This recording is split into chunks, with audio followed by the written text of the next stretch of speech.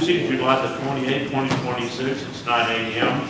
and we're in the central jury room of the Ralph H. Walton Jr. Justice Center at 1200 West Pearl Street in good old Granbury, Texas.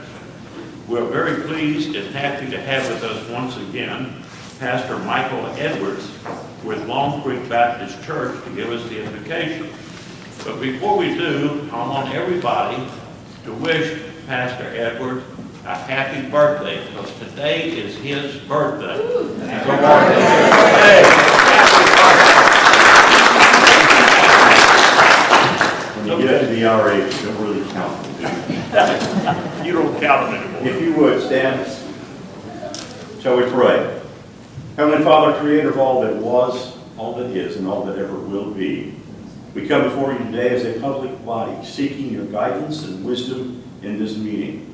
May your Holy Spirit guide our discussions and decisions, ensuring that we serve the best interests of our community. Help us to set aside any differences and work together in unity. Open our minds and hearts to new ideas, and help us work with integrity to ensure that our efforts reflect your will for a better world. In the mighty name of Jesus, we ask it, and we pray. Amen. Amen. If you would, please join me in the pledge to this great nation. I pledge allegiance to the flag of the United States of America and to the republic for which it stands, one nation under God, indivisible, with liberty and justice for all. I pledge to the great state of Texas. I honor the Texas flag. I pledge allegiance to thee, Texas, one state, under God, one and indivisible. Thank you, Pastor, and happy birthday. Thank you, sir. Okay, now we have a special presentation, which is to receive an update from Amy Campbell regarding Texas County and District Retirement System. Yes, ma'am. Good to see you back in good Granbury. Well, good morning, Judge, Commissioners. I'm happy to be here and a pleasure to spend just a few minutes with you this morning to talk about your retirement plan and give you a little bit of an update. Again, my name is Amy Campbell. I'm with the Texas County District Retirement System. And get started here in just 1 second.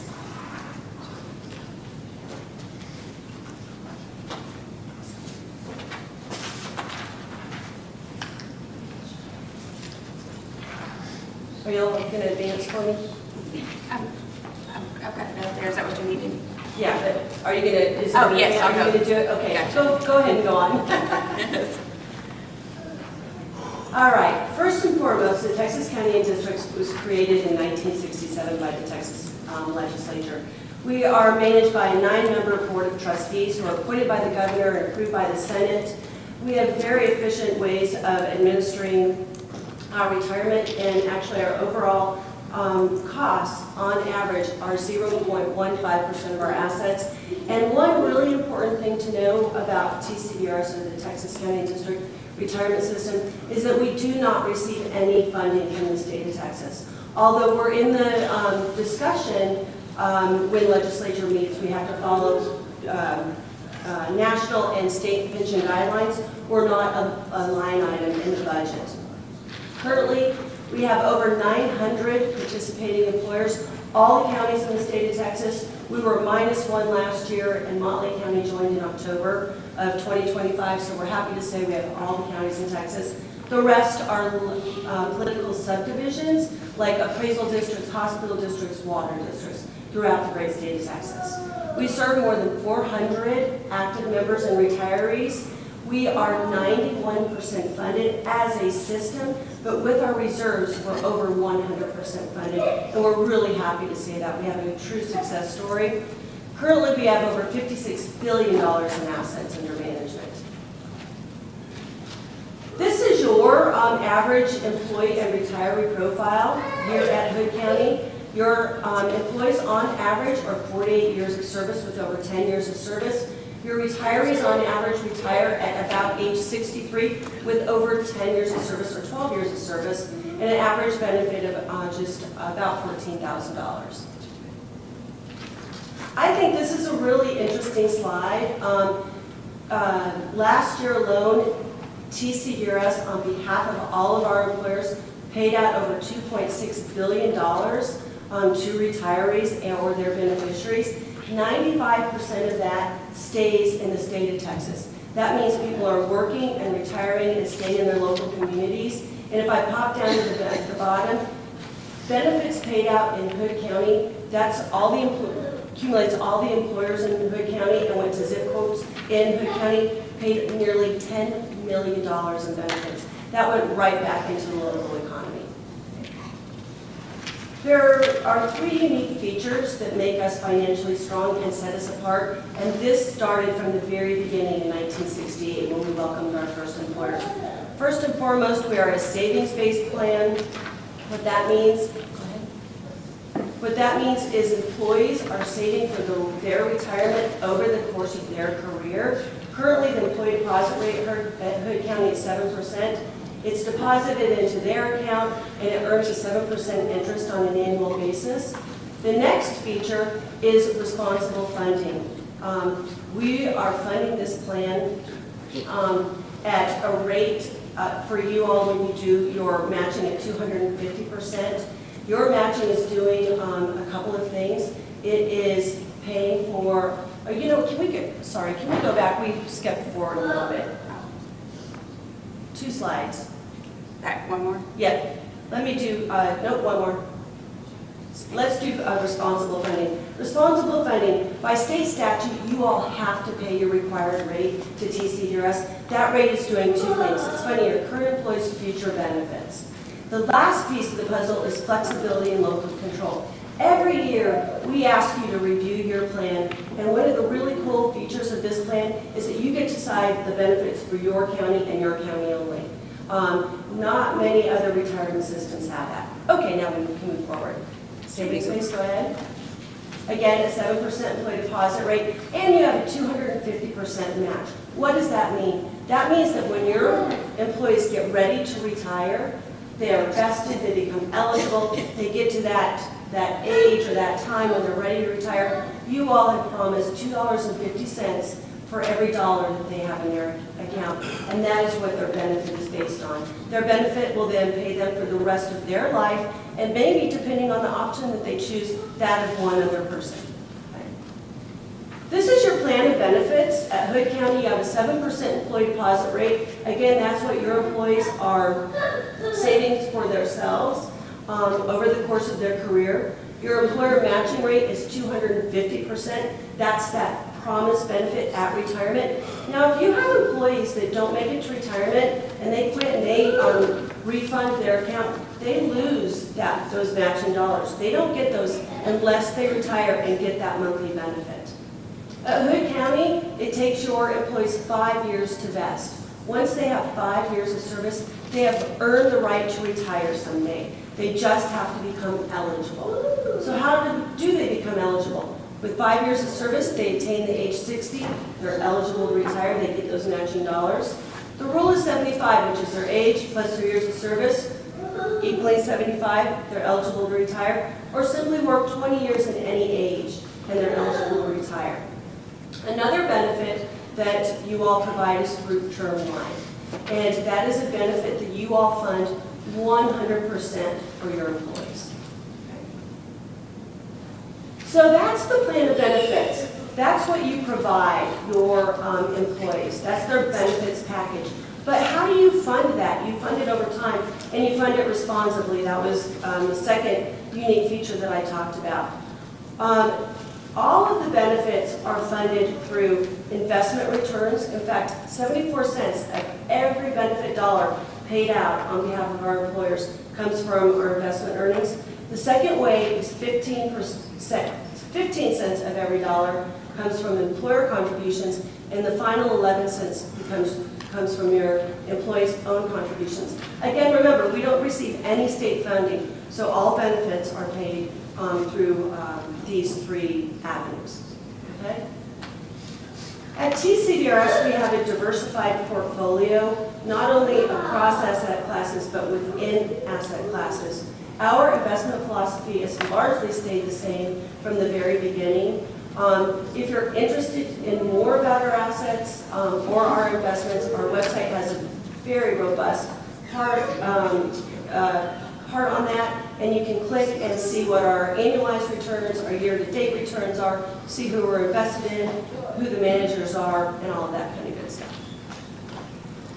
At TCDRS, we have a long-term approach to investing because employees are staying employed with their employers 15, 20 years, and then they're retired 20-plus years, usually. And so we have a long-term horizon. So we want to focus on the 30-year return at 7.7%. Our return assumption is actually 7.5%, so we've outpaced it here. But what's important is if we look at the benchmarks, which is the lower line, you can see the TCDRS has outpaced our benchmarks by nearly or at least a full percent in each one of these time frames.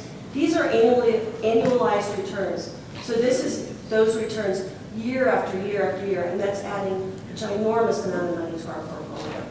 Okay? This chart is interesting. It looks a little bit like an EKG chart, and it's our returns over the last 20 years. And it actually has 2008 still in there. It's going to drop off here pretty soon. But what this illustrates is our investments working for our benefits. You can see the gray band in the slide. That is TCDRS's risk tolerance. So what we try and do is we try and achieve at least 7.5 every year. That's our assumption. But we know there's going to be year-to-year volatility. So what we want to do is we want to maximize our return with minimizing the risk. So if our returns land in that gray bar, our investment team and our investment managers are doing their job. You can see that the only two real outliers excuse me, are 2008 when we had the Great Recession and the subsequent recovery in 2009. In 2025, we actually had a return of 12.6%, which was very strong. We've had 3 years of really good returns. So we don't have a crystal ball of what's going to happen in the future, but this chart shows that we do know that we are going to have ups and downs in the market. So how are rates determined? Each year on December 31st, we close the books, we send a snapshot to our outside actuaries, and they study each individual employer standalone. We don't group employers and counties together or like sizes together. Each employer is valued based on their own demographic and plan experience and their own employees. So we study your workforce and we estimate your future benefits. What are the future benefits that you're going to pay out? We estimate the value of those benefits and we back them out in today's dollars. Then we compare your plan assets with your benefits or your plan liabilities, and our actuaries determine the required rate. That required rate does two things. It pays for your current employees' future benefits. So in 2027, the rate that you have, what is the rate, number one, right? Rate is simply a percent of payroll that you all send to TCDRS to fund that future 250% match. Again, for 2027, the rate is 10.14%, which is just a little higher than the 2026 rate.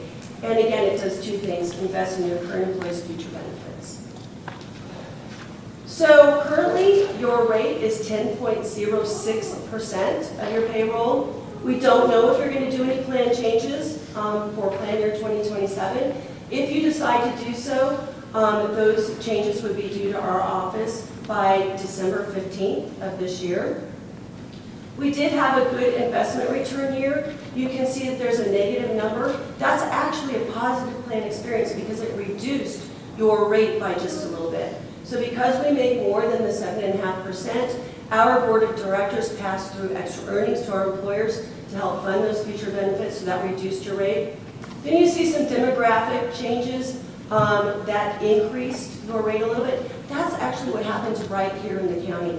Did more people quit than we thought? Did more people pull money out after they quit than we thought, or did they not? Did more people retire than we thought? Are people living longer than we think in retirement? So all of those things take into consideration, and that's all at the local level with your actual employees. And then our assumptions and methods, you can see that increased your rate just a little bit. We had an experience study in 2025, and what that does is it looks at all of our actuarial assumptions, compares them to what actually is happening with our employers, and if we have to adjust our assumptions a little bit, we do so. We did have to adjust an assumption, and that's male mortality. This last experience study showed that we were a little off balance with male mortality. Males are actually living a little bit longer than they had been, so we adjusted that just a little bit, and that increased your rate just a bit. So that all said and done, your 2027 rate is the 10.14%. At Hood County, which I think this is a really important feature, your plan, yours alone, not the system, is 99.1% funded as a funded ratio. This Commissioners Court and past Commissioners Court have done a very good job of paying elected rates, putting in additional money when you had it in your budget. If you passed benefit increases, like reducing the vesting or passing a cost of living adjustment for your retirees, you all have funded it right up front, so it didn't add a liability to your plan. So congratulations for that. So ways to keep your rate stable. Here at Hood County, your rate is very stable because of those things that I just said. You maintain your current level of benefits. You can pay extra contributions into the plan, and you review it every single year to make sure it's in line with your employees' needs and your budget. And because of that flexibility and local control, you have the levers that you can pull to make adjustments if you need. Again, flexibility and local control is the last unique feature. This just is a graph to show you where you are, and if budget constraints, if budget, if retirement became a topic in your budget talks and you had to reduce benefits, you can see that you have the ability to do that. You all are at the highest benefits. Our basic benefit would be a 4% employee deposit rate with a 100% match. You can see the rate for that would be 0.5. Anywhere in between, the matching can go up and down in 5% increments. And these benefits you can actually adjust on an annual basis. You can go up and down. These are the main driving forces of cost to the plan. Okay? So what's next? We ask that you review your plan. Any plan changes are due by December 15th. If you make plan changes, they would go into effect on January 1st, and your 2027 rate will go into effect on January 1st of next year. The plan customizer is available if you're interested in changes. And go ahead. These are your reps. Your rep for Hood County is actually Erica. She's at the top of the page. She was double booked today. She's in Reynolds County.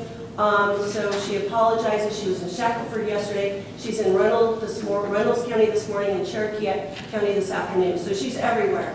So she was double booked, so I'm happy to be here on her behalf to talk to you about the plan. She's available to you. Any of the other employer account managers are available as well to answer any questions that you have. And at this point in time, I'd like to open it for questions if you have any. We like our plan. Ms. Alderton, you're keeping us booked up, funded. Good. Well, thank you very much. It was a very informative presentation. We appreciate your coming down here. You bet. It was my pleasure. Okay. Thank you again. Okay, thank you.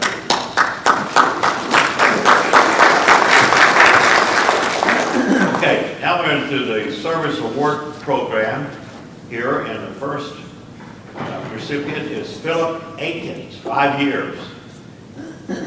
Is Philip here today, or is he working? No, sir, he is working. Next is Brian Buffkin. We all know who Brian Buffkin is. He's working too, isn't he? Evidently, yes. Okay. I believe I heard he had court this morning. Yes. Then third is Brandy Cabot. And she's unable to attend. Okay. Then Stacy Jewett.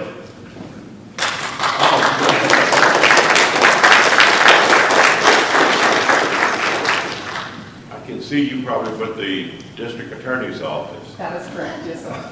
Okay. Been with us for 5 years, and it's a true joy and pleasure to work with. So, Are you a DA or in the administrative part? One of the ADAs, sir. Yeah, well, good. All right. Good deal. Well, congratulations.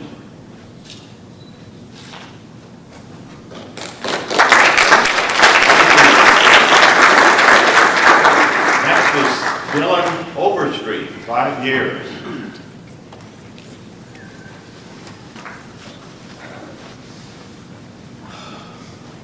Are you related to all these other Overstreets? There we are, okay. I see Joe's in the back. Joe, your dad? Yeah. Ah, good. All right.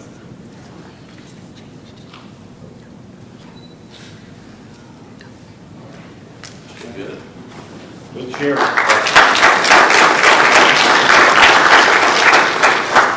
The next is Caitlin Winkleman. Yes, sir, she's on vacation this week. Okay, next is Lisa Humphreys. Oh, we know who you work for. I see you every day, except Saturdays and Sundays. Lisa is one of my outstanding clerks, 10 years.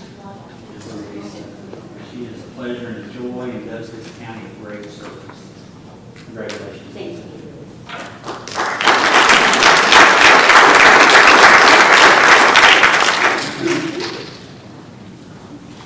Thank you, Commissioner. Thank you. Okay, and then the next recipient is Gloria Bird, 30 years working for the county.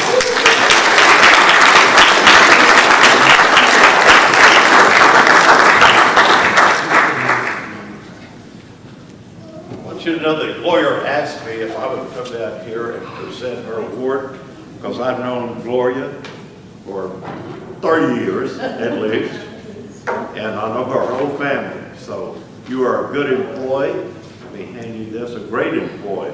You keep this place working and hopping, so we love you, Gloria Bird. We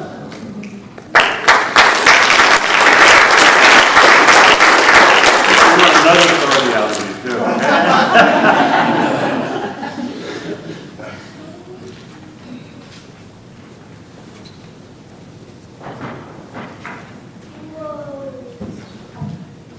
Okay, and then the last recipient or award is Linda Pierce. Linda, we know who you work with too. This Shelley Berry, are you with adult or juvenile? Adult. Adult, okay. Linda is our, 30 years. actually, she has been with the county for 31 years because she did an internship through Tarleton, and she and I worked together at juvenile probation 31 years ago when she was getting her degree. Well, y'all do a great job. I know that, y'all really do.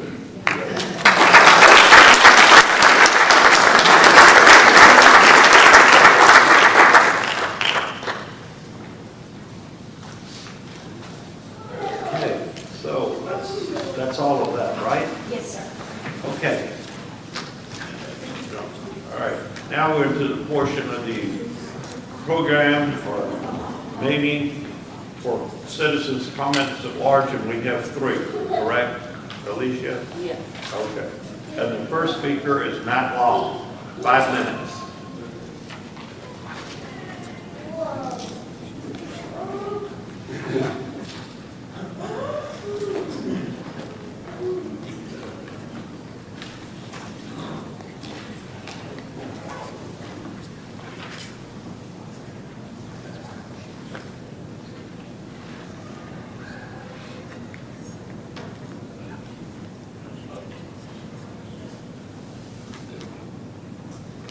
All right, thank you.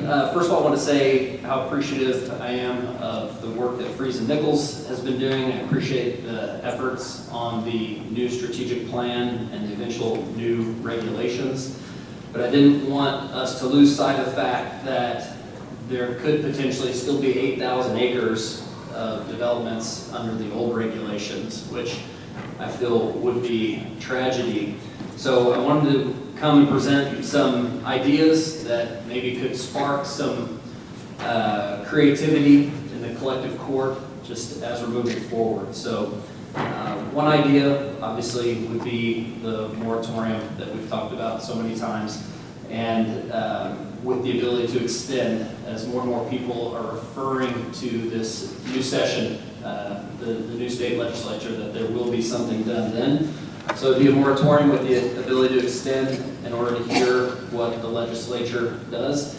And this could be a moratorium on just site development permit applications as well. The second idea would be a 391 commission moratorium. Section 391.003E of the Texas Local Government Code states that counties and municipalities may join in the exercise of powers and duties as provided by law for any and all of the counties and municipalities involved. Therefore, it's my belief that a 391 commission with a city and a county has the powers of a city and a county, namely the express authorization to enact a moratorium plus access to subchapter K if they were in a 391 commission with the county. And again, that's 391.003E. And I think you simply need to add a city to the current 391 with Somerville and then enact a moratorium. I already have this written up. I've also had some email correspondence with a consultant of the county who thought this was a viable option. Idea number 3, Dan Sefco came in here last week encouraging us to up our fees. Section 4.9 of our regulations say that we can. Those regulations were created under 231, which says that anything in conflict with 231, if there is a conflict with 231, 231 governs. And so I personally would up those fees significantly. Idea number 4 is to issue a letter of explanation to all projects stating that since concept plans were technically not required for non-subdivisions, according to section 4.1C of our regulations, that all concept plans are null and void. In exchange for this inconvenience, all projects can move directly to the site development application process.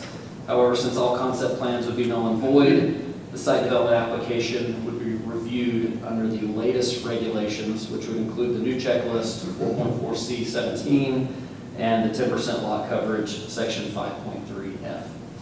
Idea number 5 is to issue a letter of explanation stating that moving forward, all site development applications would be reviewed in accordance with our 3 districts, i.e. protecting the quality and quantity of the county's water resources and encouraging recreation and water quality districts, and protecting the rural quality of land, rural character of land, and quality of life for residents in rural districts. Idea number 6 would be to reverse our position on vested rights being set at the time of incomplete and unrequired concept plans and realign it with section 245 of the code, saying that they occur at the time of initial permit application, as we still don't have any permit applications, and thus all projects would bear the risk of regulatory change, including the latest regulations. Idea number 7 is to move all data center items to special meetings so that we don't bog down the daily business of the county in these regular meetings. I will send an email with all these ideas, and some of these documents are already drafted if anyone decides they want to run with any of these ideas or explore them further. But again, I think the new strategic plan is looking great, and I'm excited about the eventual new regulations, but I do think it will be a problem if we end up with 8,000 acres of currently proposed data centers in our county under the old regulations. So, thank you. Thank you.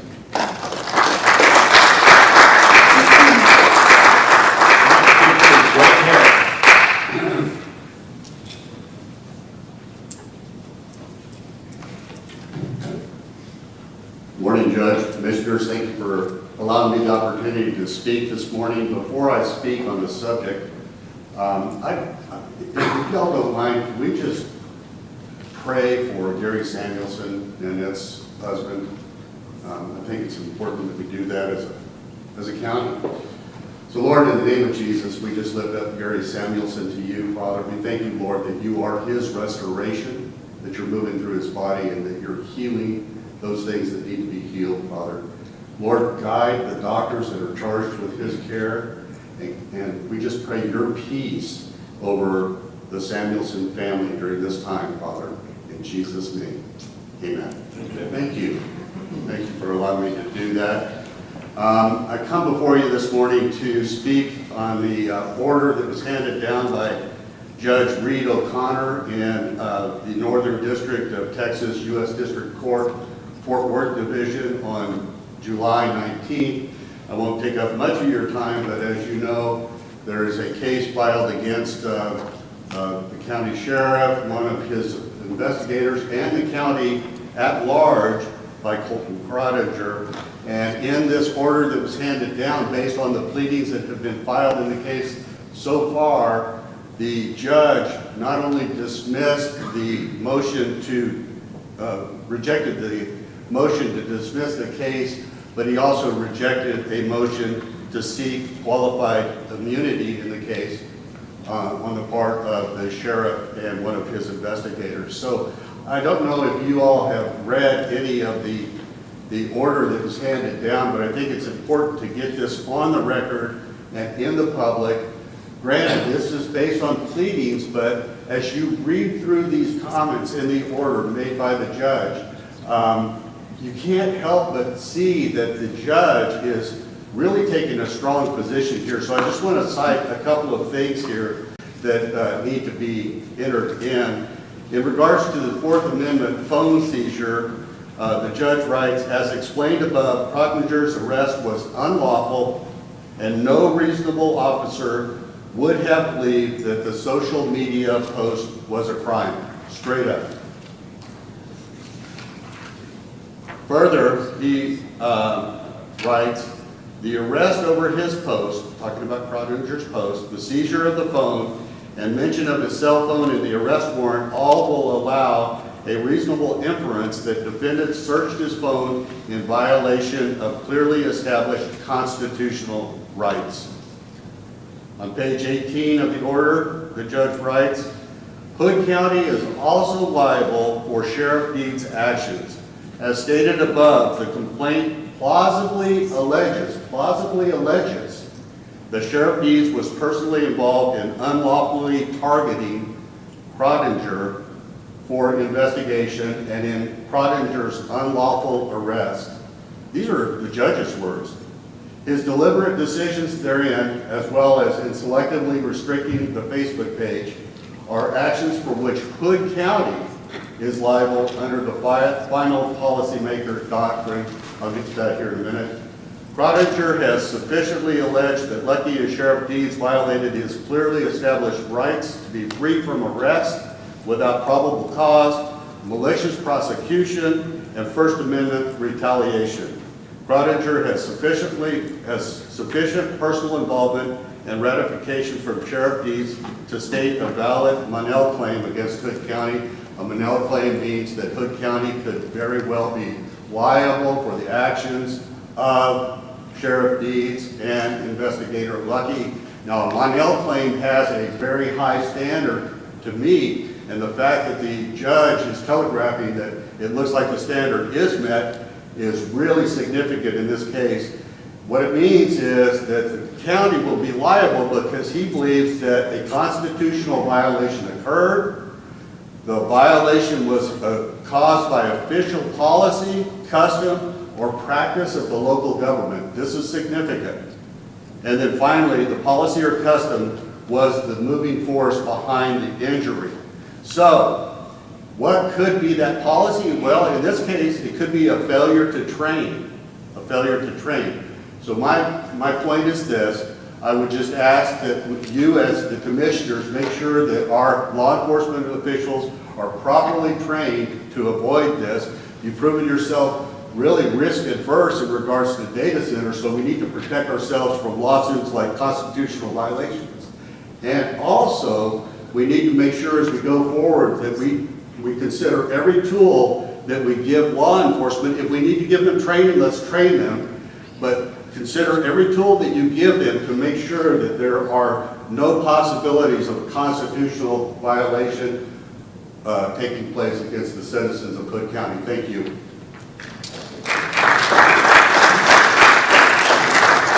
The next speaker is Jim Bell.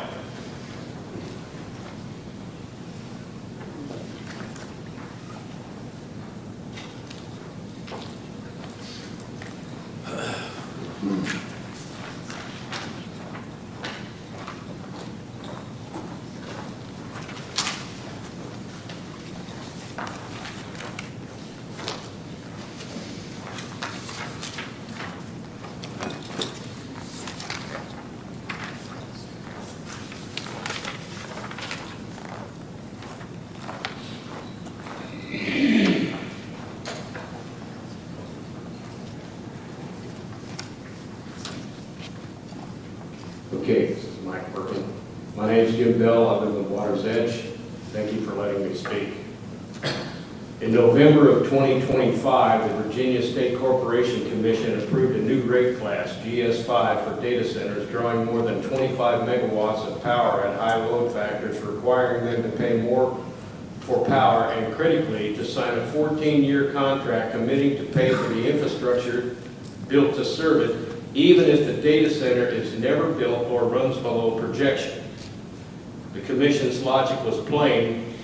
If a company proposed a data center and the utility builds to serve it, the cost of that infrastructure should not land on the residential ratepayers if the project never materializes. This regulation landed 4 years too late. By this time, at this moment, Virginia was the leading data center construction state in the United States. We need that kind of protection from this Commissioner's Court here and now. Here is why. If a developer proposes to get their power from the grid, any data center asking for 1 gigawatt of power for more, this court needs to realize that 1 gigawatt is the equivalent output of a full-size nuclear reactor operating at maximum. Power lines must be run to accommodate this service. Infrastructure.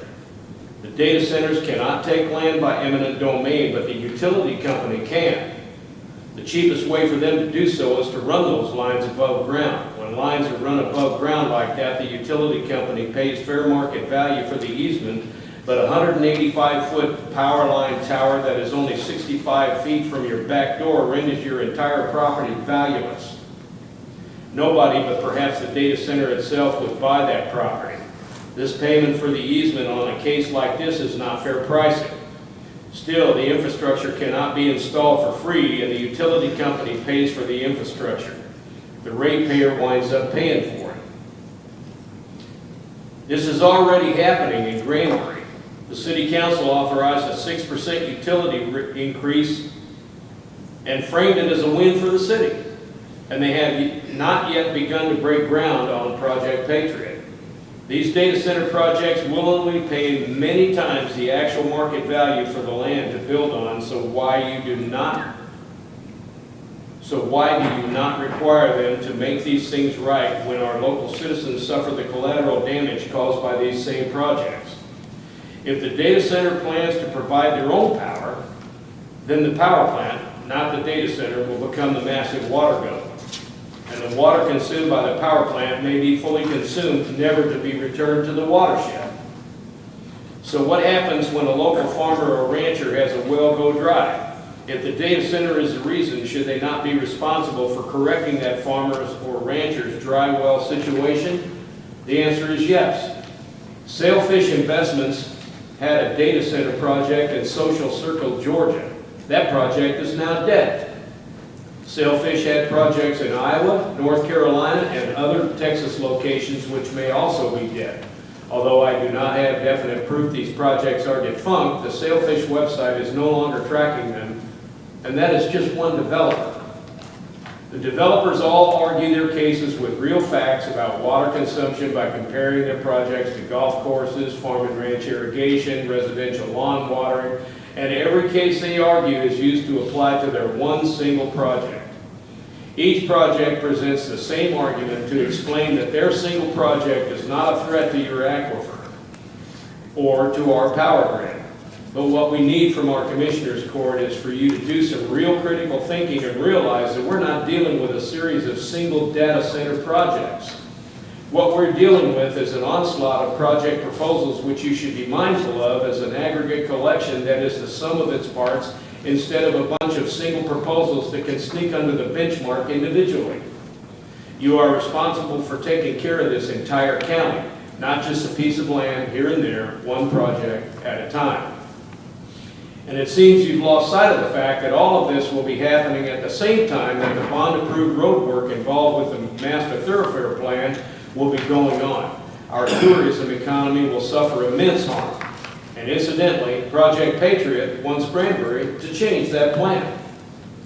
No fix you can come up with will restore the unspoiled landscape that our rural landowners bought their property to enjoy, and it will not correct the fact that a finished data center will light up the sky and erase one of the major reasons why local residents moved here in the first place.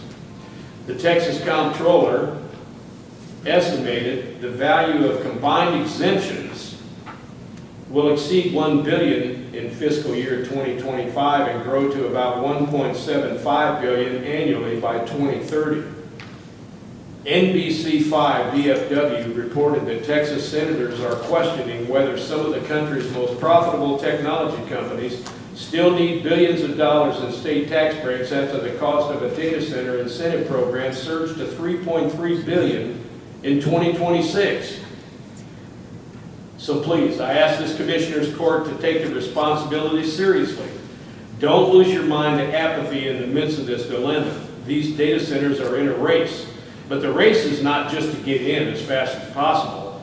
They are racing to beat the establishment of restrictive regulations, hoping to be grandfathered before those regulations are enacted. Your name isn't Rover. Please don't roll over. Okay. We don't have any speakers on the agenda items, do we, Alicia? Yes, two. We're good. We're right. Judge, before we get started, I'd like to, I got 2 points. One, personal privilege. If we look like we're going to go way past noon, I would request that we consider taking a lunch break. That's my personal privilege request. And then the other request is we have item number 29 regarding the fleet. Ms. Lyson is here, and I request that we move that up here to the front and take care of it so that she can go about her business. We have 2 more that we're going to take care of first. We'll go Okay. ahead and do that. That's fine. That's all I got. Okay. Okay. So Ricky, we're going to put you up first. Up here, this is Ricky. If with item number 22, he has an interview of new employees. So this is the agenda item we're taking up. Discuss and take appropriate action to enter into a sub-recipient agreement with the Texas EMS for a rural ambulance service grant, including the minimum requirement for sub-agreements under House Bill 3000 grants. Yes, ma'am, sir. All right, so we made the revisions requested by Commissioner Samuelson from our last court, including the specific language from the statutes, and this should be good to go now. Good to go. Okay, do I hear a motion? I move that we enter into the sub-recipient agreement with Texas EMS for rural ambulance service grant, including minimum requirement for sub-grant under HB 3000. Great. Okay, motion made by Commissioner Samuels. Commissioner Wilson. Enter into a sub-recipient agreement with Texas EMS for the rural ambulance service grant under House Bill 3000, seconded by Commissioner Andrews. Any further discussion? All those in favor say aye. Aye. All those opposed say nay. Motion carries unanimously 4-0. Thank you, Ricky Riggs. Thank you. Okay.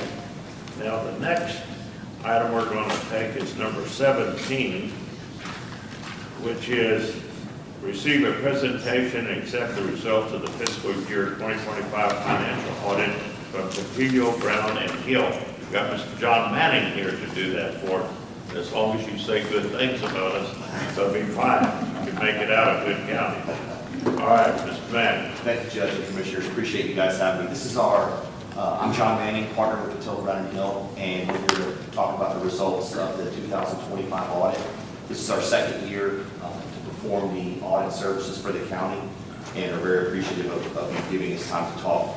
I'm not going to take a lot of time. This is a big document, but y'all typically go through this throughout the year as you get financial updates, and so what we have here isn't a lot different than what you've been getting.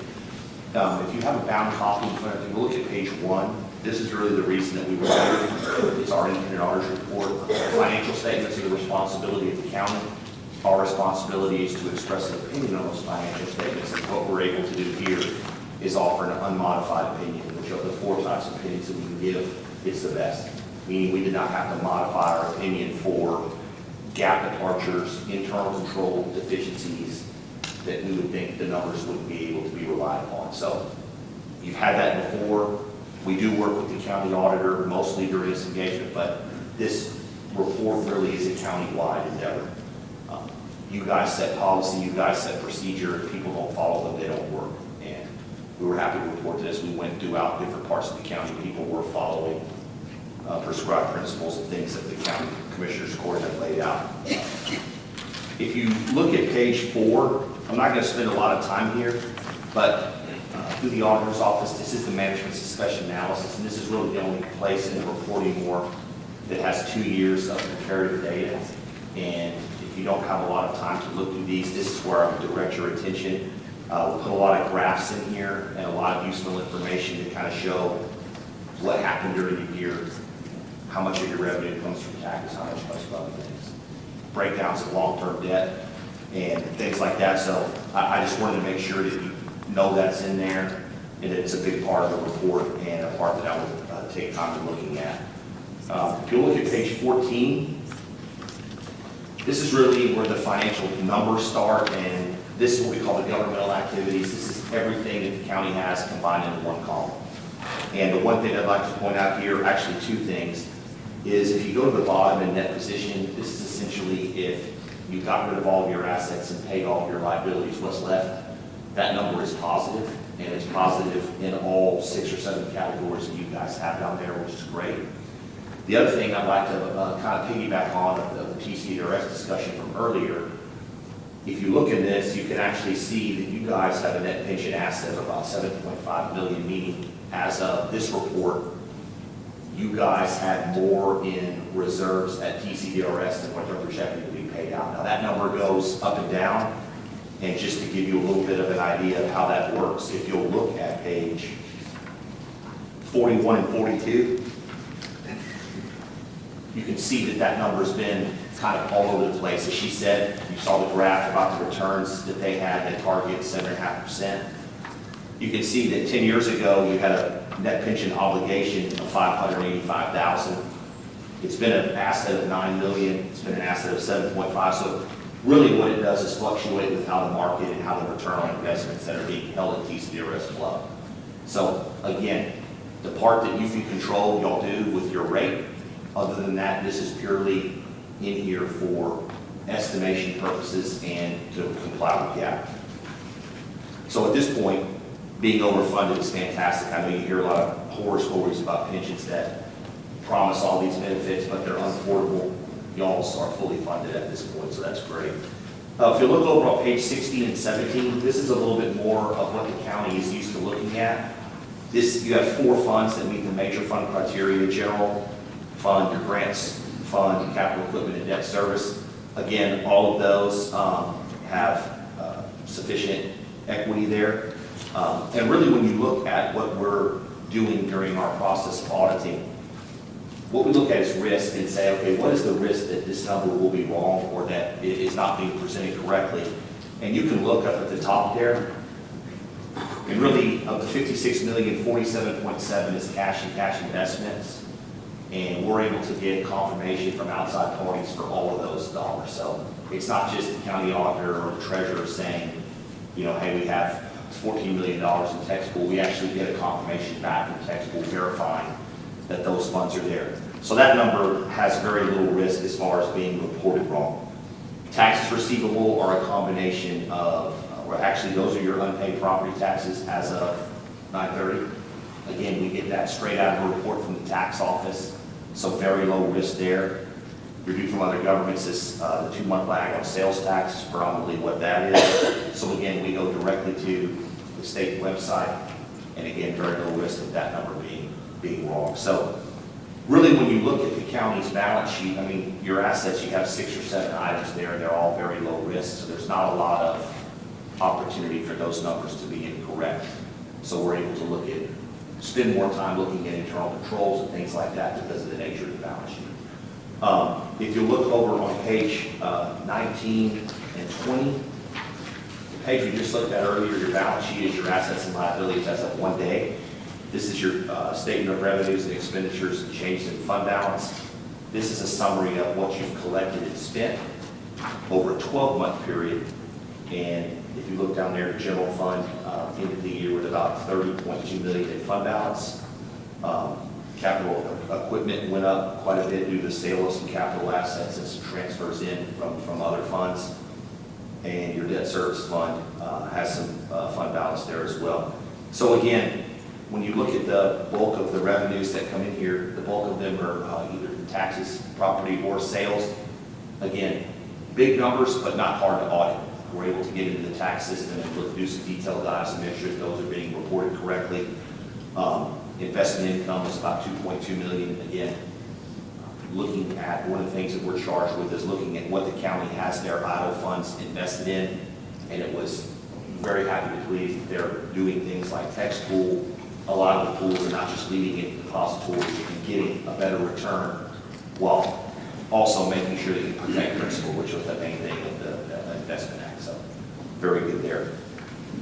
If you look at the last 2 pages of the report, we also have to do our government auditing standards, which makes us look at things like collateral, internal controls, different things like that in more detail than we would if we were just a private audit of a private entity, and we did not have any deficiencies or control weaknesses there either. So all in all, the county's in a very good financial position. A lot of controls are being put in place and people are following them. And we would like to thank the county auditor and the treasurer for all their help during this, because we ask for a lot of items while they have to do their regular job. Appreciate all the commissioners giving us their related party questionnaires back. A lot of work goes into this, and we appreciate all their help in it being of service to the county. So I can talk about this all day. If y'all have questions, I'll be glad to take those now, but all in all, very good audit. We appreciate all the help from everybody in the county. I like to stop and we're ahead. I like that last statement. The county's in good financial shape. I really like that. You're doing a good job. Thank y'all for doing that. No worries. Appreciate it. Appreciate you. I've got a question. Yes, sir. I hadn't had a chance to completely review, but where, do you have could you point us to a page where the fund balances are laid out? Yeah, there's page 19 has the general fund, where it shows what the beginning fund balance was and what the ending fund balance is.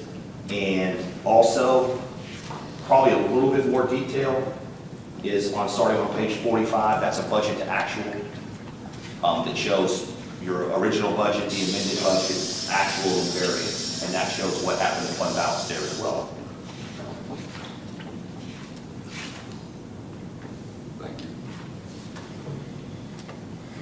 So there's like 5 different categories of fund balance, right? Well, in the general fund, if you look on page, go back. If you look at page 16, you can see that the general fund has 3. Part of these are being set aside because of accounting rules. If you have a prepaid asset, which you do, if there's some prepaid computer, prepaid insurance, we have to take that out because those funds are already gone.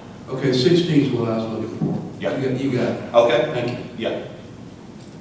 Anybody else? If not, thank you, John. Appreciate it. Thank you, Judge. Thank you, Commissioners. Appreciate it. Appreciate it. Thank you. Okay, now we're going to take item number 29. Oh, will you accept it? Will you vote to accept it? What?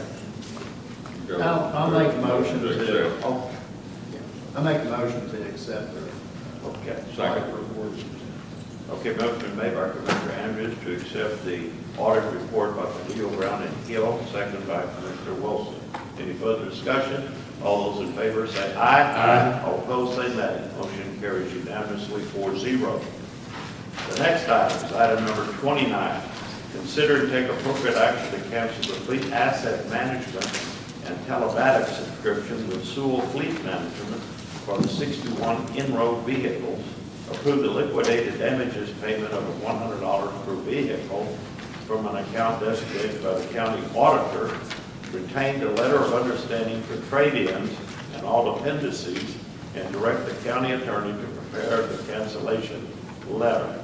Denise, Yes, sir. go ahead and explain that to us real quick. We had a meeting yesterday with Sewell, and this was the agreement that everybody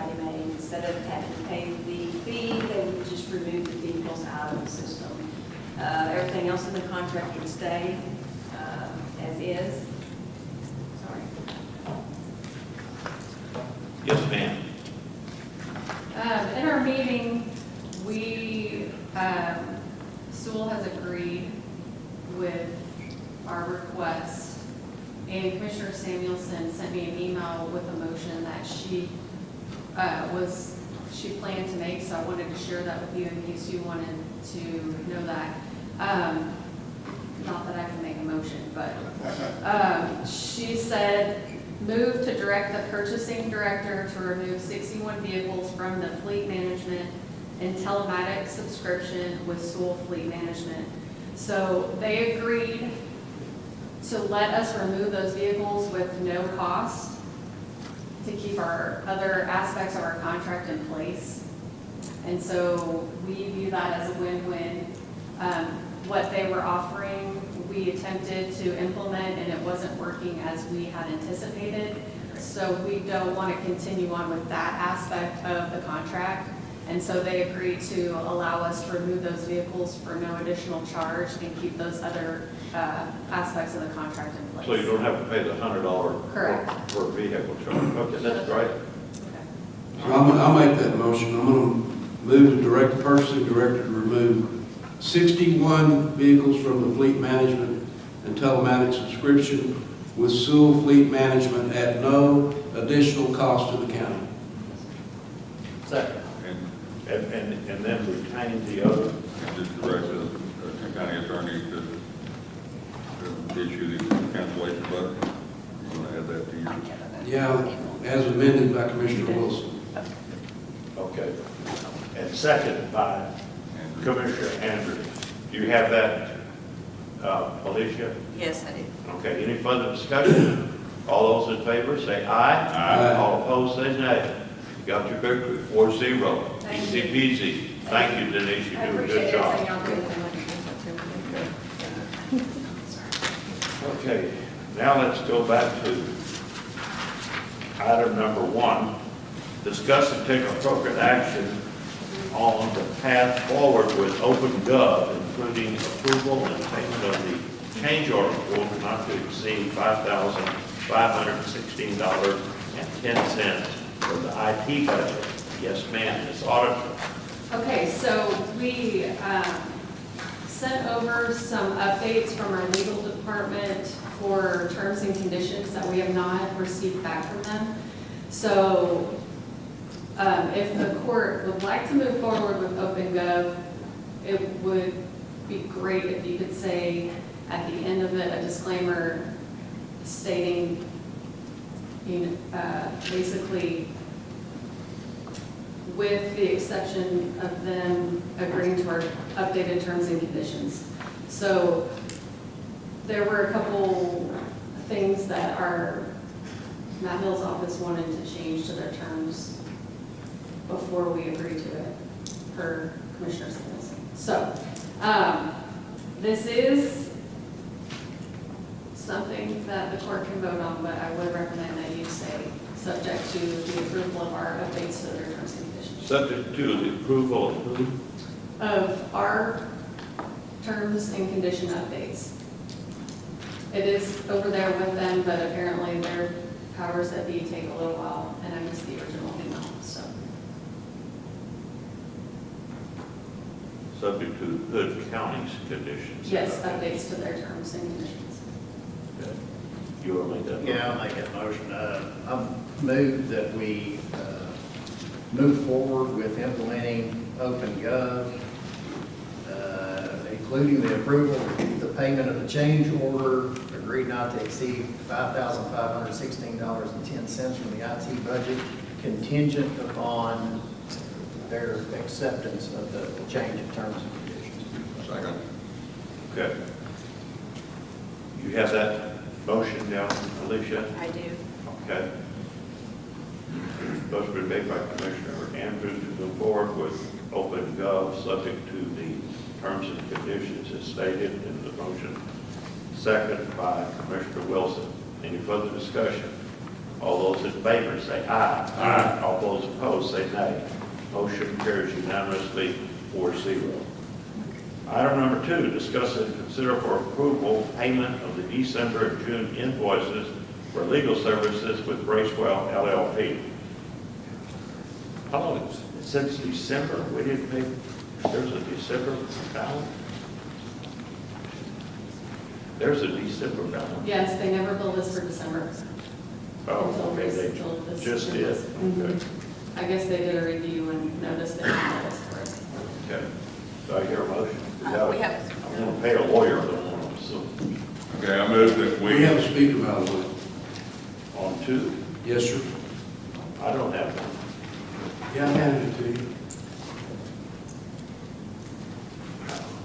I thought it was 20.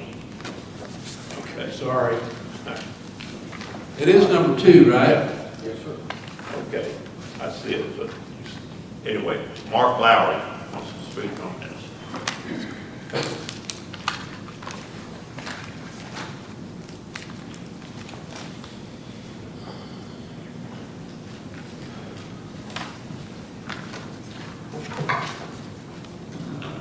Mark Lowry, Hood County, Texas. I would ask that you, if you could, look through the invoice that we're having this discussion on. I've reviewed it. The auditor answered my question. They never billed us for the $18,000. I was wondering why it took so long for us to pay that bill. Thank you for updating me on this. But I would ask you to look at the last page on 6-9. It shows confer with client. It doesn't mention who the client is. Is that us or is it someone else? It talks about an abatement terms. Do we have some type of an abatement that we're sitting on out there, including use of wastewater for the Valero agreement for review? I don't know about a Valero, maybe we have one coming in. If you look at the earlier invoices, it says things like, or addresses in the invoice like had conference with Commissioner Andrews, a conference with the development director, a conference with Commissioner Samuelson. This one simply says confer with client on abatement terms, including use of wastewater for the Valero agreement. So the question I have is, who's the client in this invoice?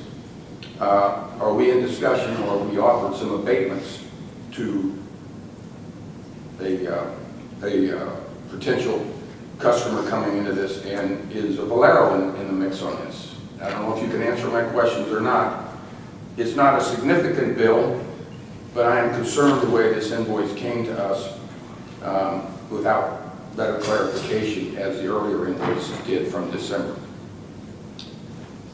Oh, I can answer that. She had discussed with me, they had done, their firm had done some work where they were trying to reclaim the water or something and got, I remember that discussion. It wasn't long, wasn't it? I don't, it's going back a bunch of months, but it had to do with the wastewater and getting Valero to pay for it, and it was a benefit to the county. And I said, well, let me see what we're going to do later. Don't do any more research on it or anything. So I did discuss that with her, and I'm the client. Okay, you're the client, so I'm the thank you. client on that. That clarifies this. And have we offered Valero payments? I mean, it talks about abatement. I told you it was a similar situation that may be that we could use what a city or county that Bracewell had represented and got a benefit to the county with Valero. It just, Valero just happened to be what that other county was working with. Okay. All right. Thank you so much for your time. Okay. Yeah, on the record, I know of no abatements being discussed from anybody anywhere, so that's, yeah. And I'll echo that. I have seen nothing about an abatement in a long time, so just letting y'all know, don't get all worked up, okay? And let y'all know that I'm not for any abatements, okay? This was an abatement that got somehow to the county or the city that Bracewell was working with at that time. I said, well, it didn't go anywhere, but I don't know if it was more than 15 minutes. He was just telling me that as a possibility. Make a motion that we approve the payment for December and June invoices for legal services with Bracewell LLP. Second. Okay, motion made by Commissioner Wilson to pay the invoices for December and June for legal services with Bracewell LLP, second by Commissioner Eagle. Any further discussion? All those in favor say aye. Aye. All opposed say nay. Motion carries unanimously 4-0. Third, discuss and take appropriate action to approve the professional service agreement between Hood County and LTRA for the Mitchell Bend Highway Extension Project in the amount of $3,282,331 and authorize the county judge to sign the agreement. Okay, this is your show for the next 11 items, I guess. Good morning, Judge, Commissioners. So yes, items 3 through 11 are the awarding contracts contained in RFQ 2026-06, engineering design services for transportation bond projects. Innovative Transportation has been working diligently to negotiate the best contracts possible for the county. And Barry Hurd from ITS is here to answer any questions that you may have on these contracts. I don't have any speakers for this, but come on up here. Yes. Hello. Good morning again. Barry Hurd, ITS. And we have these projects negotiated. The last time I was here, approximately a month ago, we were closed. The process of after the selection started in April. Here we are at the end of July, and we have these negotiated and ready for approval for all 9 projects that were on the bond agreement. We were on a lengthy telephone conversation. I didn't know if you were going to Yes, get sir. it done or not, but you and John Colson were kind of magic on this thing, I think, really, so. And this enables us to get everybody kicked off and working. Yeah, and I understand that they're ready to start working. Yes, sir. And we need all these projects, that's for sure, so. Appreciate that the negotiations that you've done on behalf of the county to get these projects. Now, the way we work, each project is different, as you know, and we included the level of effort to accommodate the NEPA process as well as getting environmental clearance. So this is the first part of this, approximately 2.5 years. That's what I mean. So do I hear a motion on this one? I move that we approve the professional services agreement between Hood County and LTRA for the Mitchell Bend Highway Extension Project in the amount of $3,282,331 and authorize the county judge to sign the agreement. Second. Okay, motion made by Commissioner Wilson to approve the professional service agreement between Hood County and LTRA for the Mitchell Bend Extension Project and the amount is stated. Second by Commissioner Andrews. Any further discussion? All those in favor say aye. Aye. All opposed say nay. Motion carries unanimously 4-0. Okay, the next one, discuss and take appropriate action to approve the professional service agreement between Hood County and Westwood, Inc. for the Pecan Plantation South Access Project in the amount of $3,193,918 and authorize the county judge to sign the agreement. Yes, sir, Barry. This project is for the Pecan Plantation, additional entrance access, and same as, these are all pretty much the same, the level of effort is negotiated specifically for each project. Good. Well, they've been needing another exit for a long time. And Yes, sir. we are able to get the funding and everything for it. Not good. Do I hear a motion? I move that we approve the professional services agreement between Hood County and Westwood, Inc. for the Pecan Plantation South Access Project in the amount of $3,193,918 and authorize the county judge to sign that agreement. Second. Okay, motion made by Commissioner Wilson to approve the professional service agreement between Hood County and Westwood, Inc. for the Pecan Plantation Access Project as stated, and second by Commissioner Eagle. Any further discussion? All those in favor say aye. Aye. All opposed say nay. Motion carries unanimously 4-0. Next, we'll discuss and take appropriate action to approve the professional service agreement between Hood County and WSP for the Misty Meadow Extension Project in the amount of $1,040,000 and authorize the judge to sign the agreement. Yes, sir.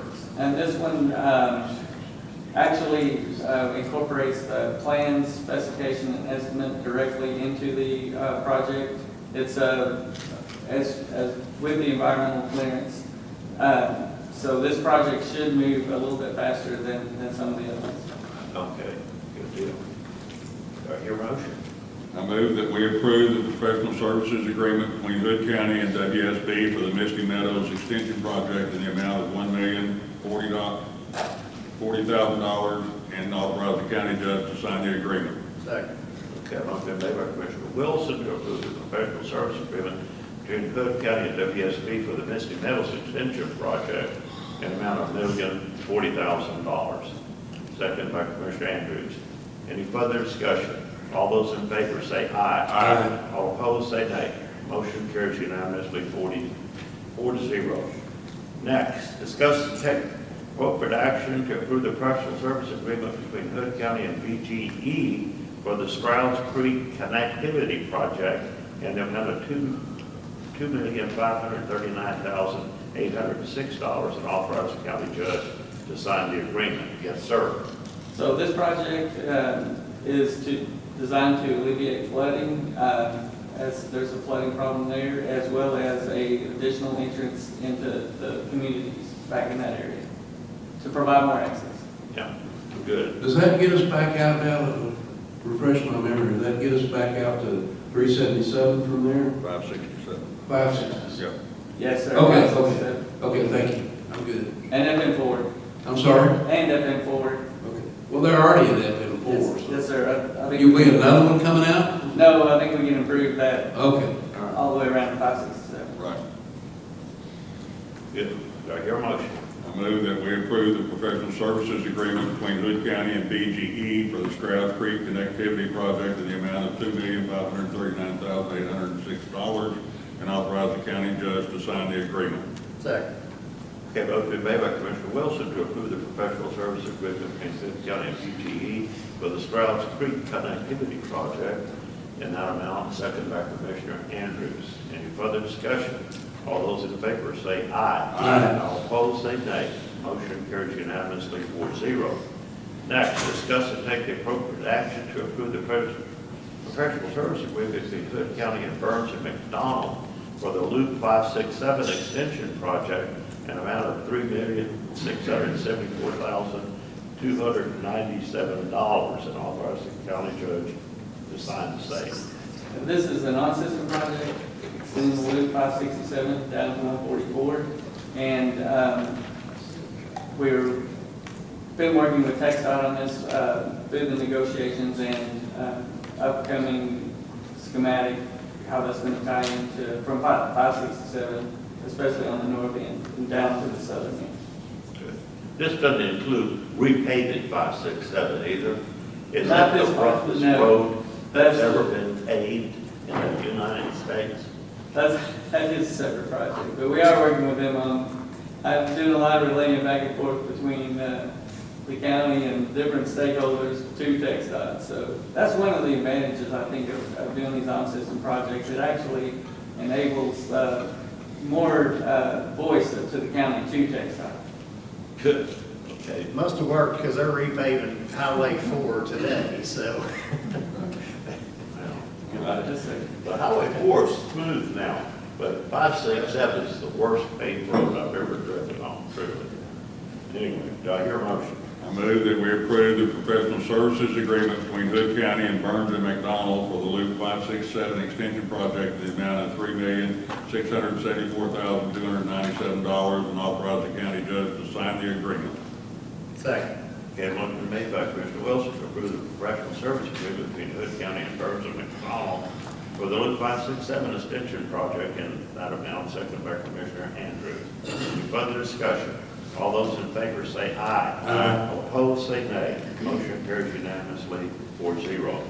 Next, discuss and take appropriate action to approve the professional service agreement between Hood County and Pate Dawson for the US 377 intersection improvement project in the amount of $1,735,951 and authorize the county judge to sign the agreement.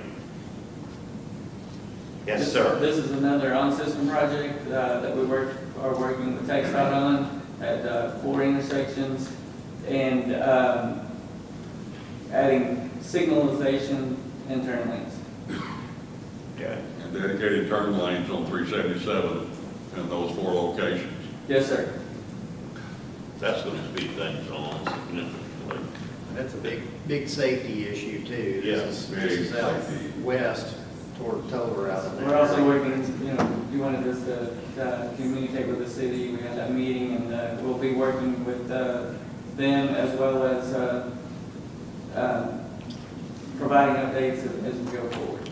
That's one thing I want to mention too, is when we get these kicked off, even before the kickoff, we'll be scheduling individual meetings with members of the court to give updates and provide information, get feedback.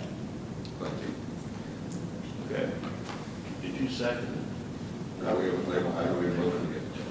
Well, what are you waiting for?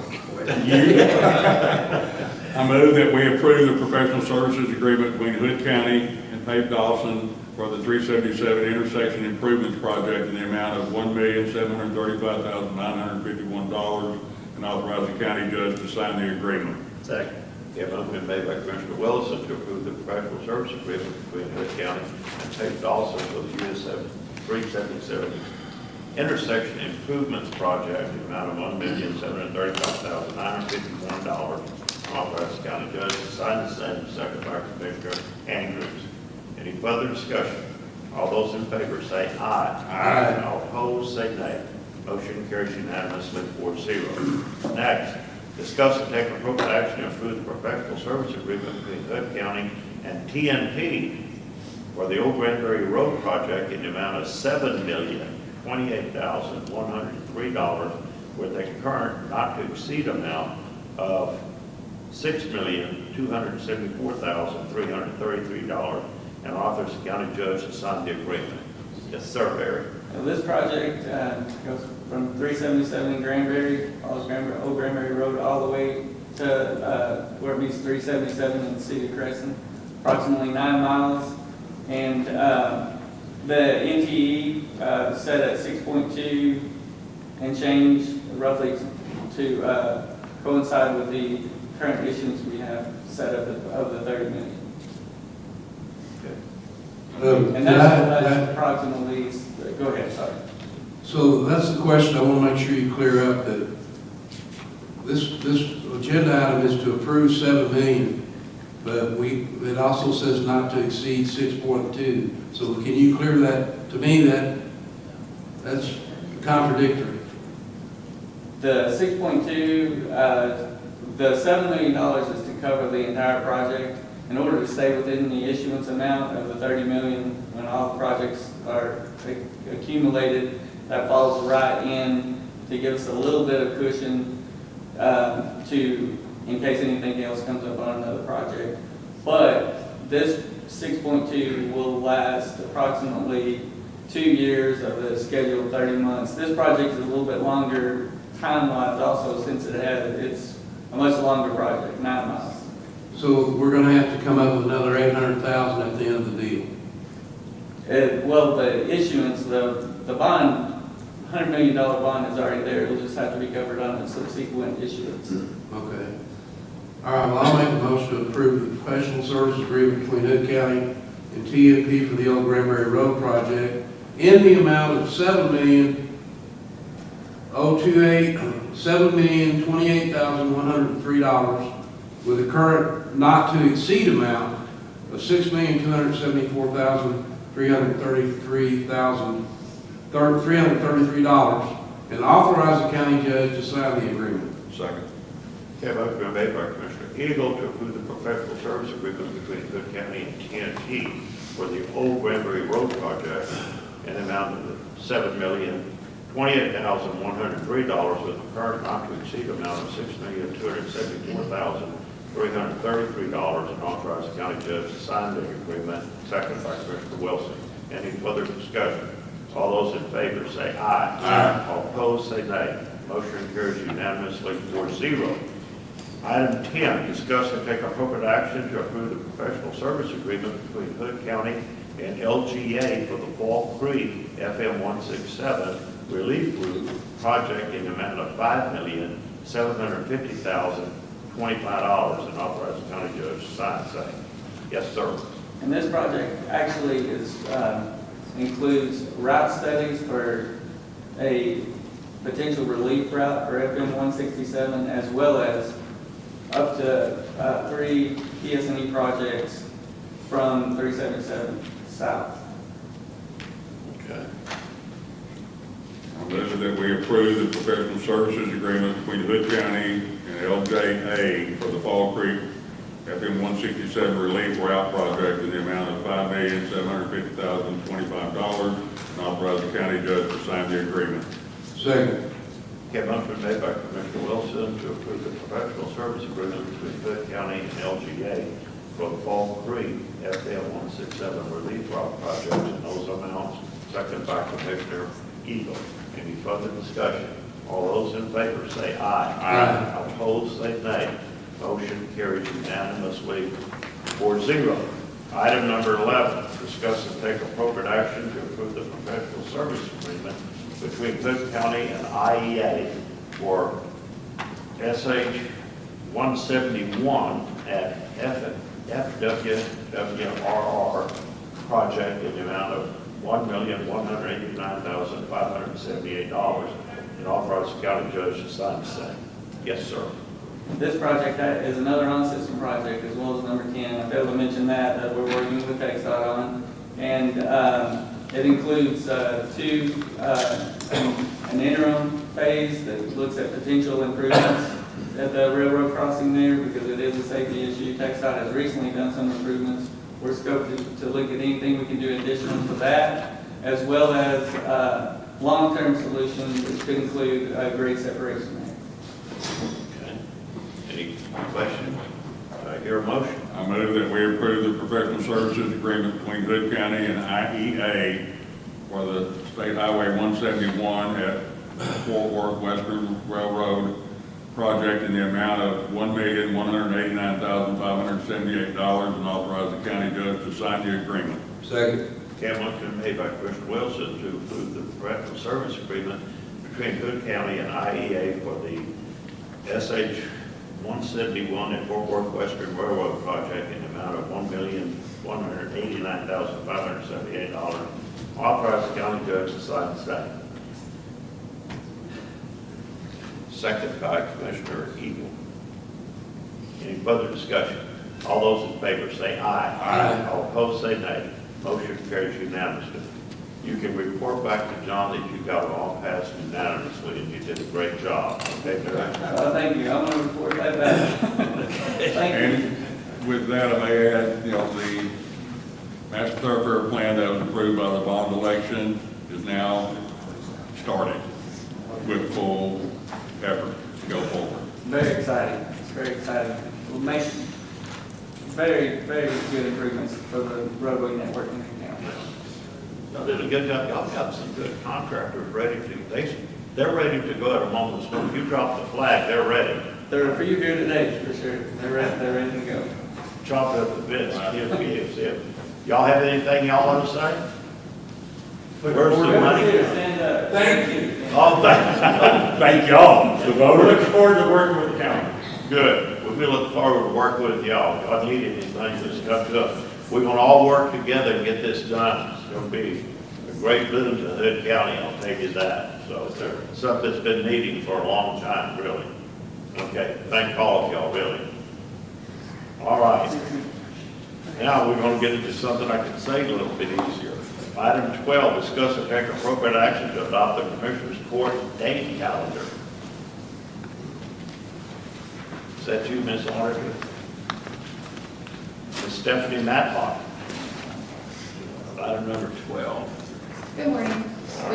We put together, in concert with many, the updated Commissioners Court calendar. There are a few interesting dates on there in December. We followed suit from last year and years prior, moving those dates around the holiday schedules. It's been vetted with Judge's Office, with HR, and with Treasurer's Office. those should be good to go.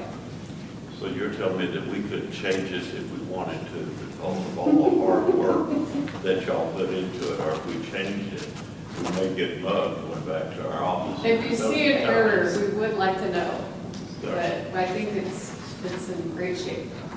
Okay. Does anybody have any questions, or do I hear a motion?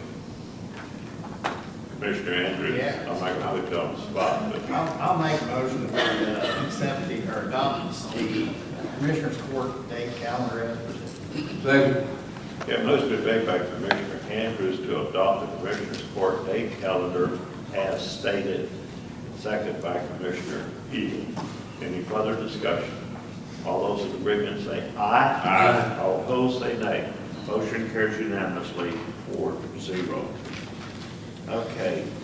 Item number 13 is discuss and take appropriate action regarding the setting the salaries of elected officials pursuant to local government code 152.013. Make them meet in executive session. I think we discussed this earlier, is that we don't have to take this today, do we? No. Okay. Is that right? That's. Okay. Am I right? You are right, you do not have to take any action today. The judge's budget has to be published by the end of this week. As part of that, the elected's salaries within the judge's budget are reflected at 5%. The court does not have to vote or take any action on that today. Okay.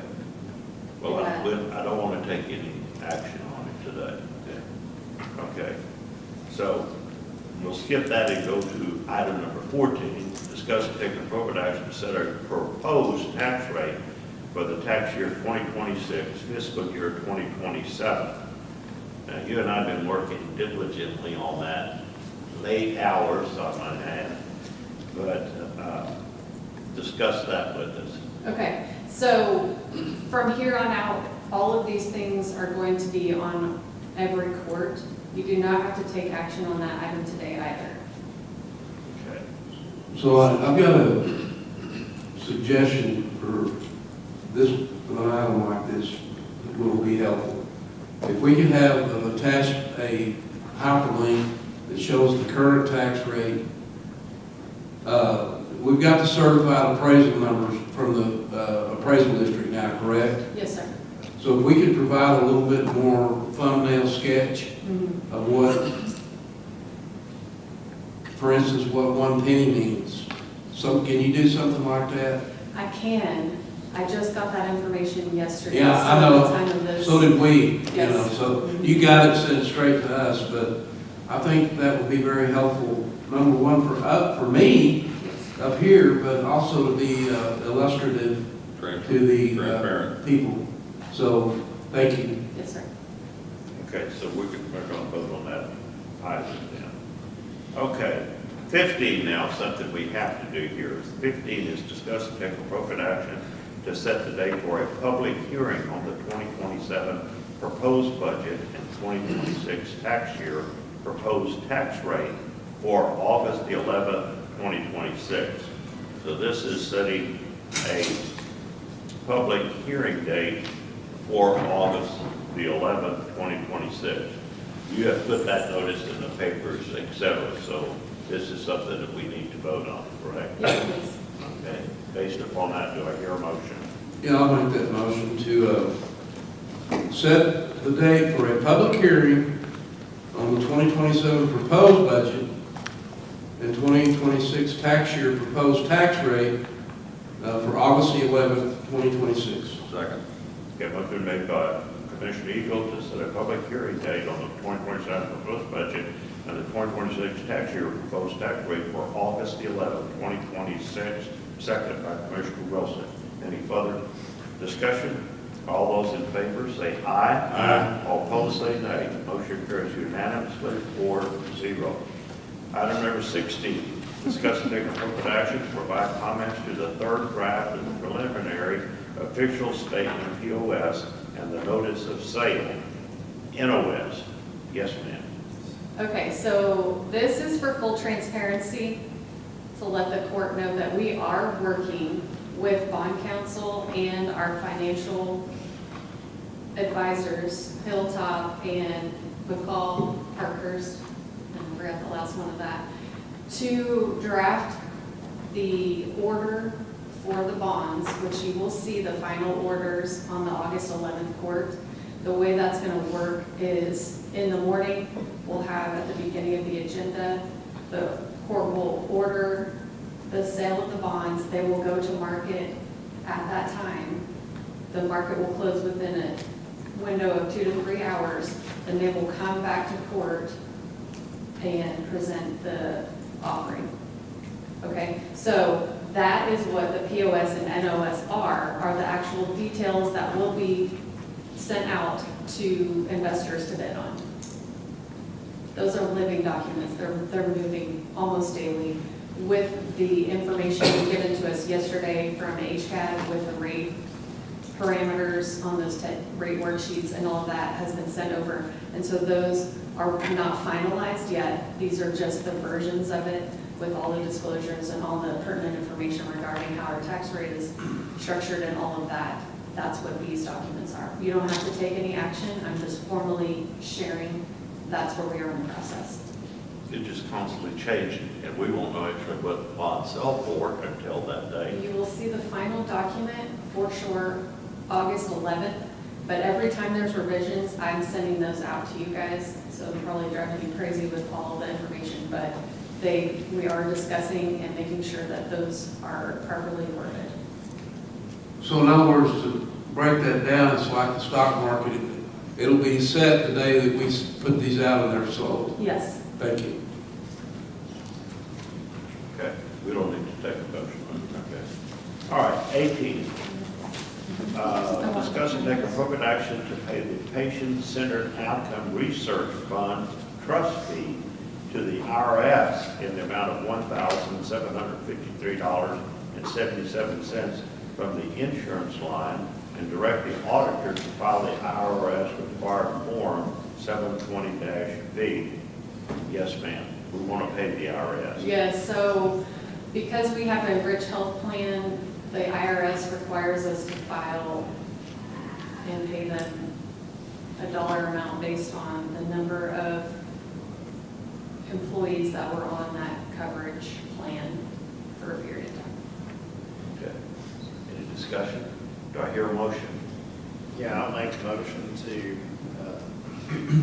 pay the Patient-Centered Outcomes Research Trust Fund fee to the IRS in the amount of $1,753.77 from the insurance line, and direct the auditor to file the IRS required forms. Do I hear a second? Okay, I've been made by Commissioner Andrews to pay the Patient-Centered Outcome Research Trust Fund fee to the IRS in the amount of $1,753.77 from the insurance line, and direct the auditor to file the IRS form. Second by Commissioner Wilson. Any further discussion? All those in agreement say aye. Aye. All opposed say nay. Motion carries unanimously 4-0. Next item, consider and take appropriate action to allow invoice number 23473-22 for TNP for $1,540 to be paid for the development budget. Okay, so the reason this one is on the agenda is because we currently do not have our development director to sign these invoices.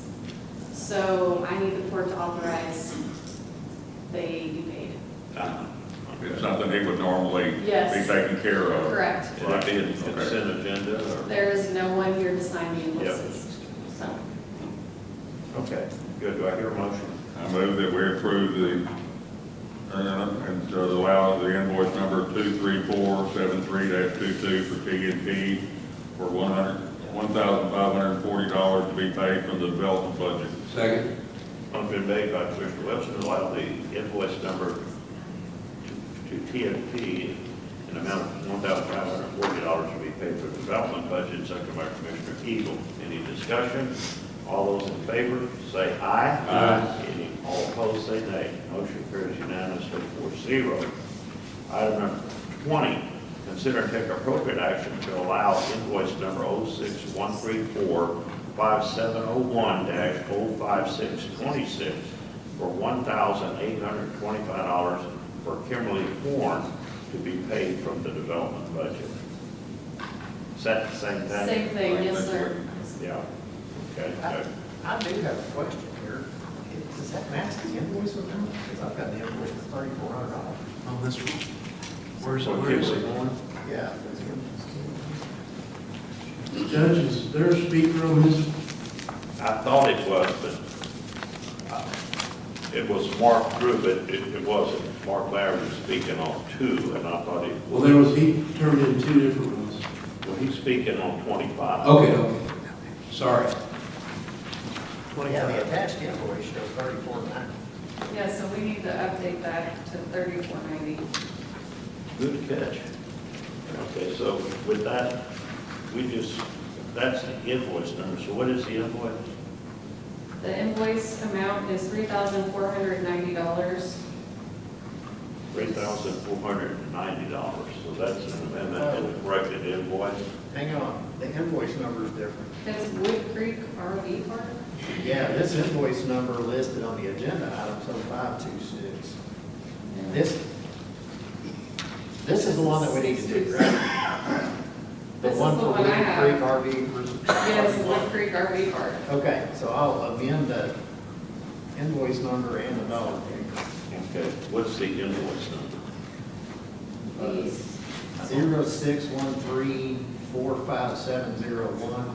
061345701066. So the only change is last 4 digits to 0626. Yes, sir. And the amount is $3,490. Yes.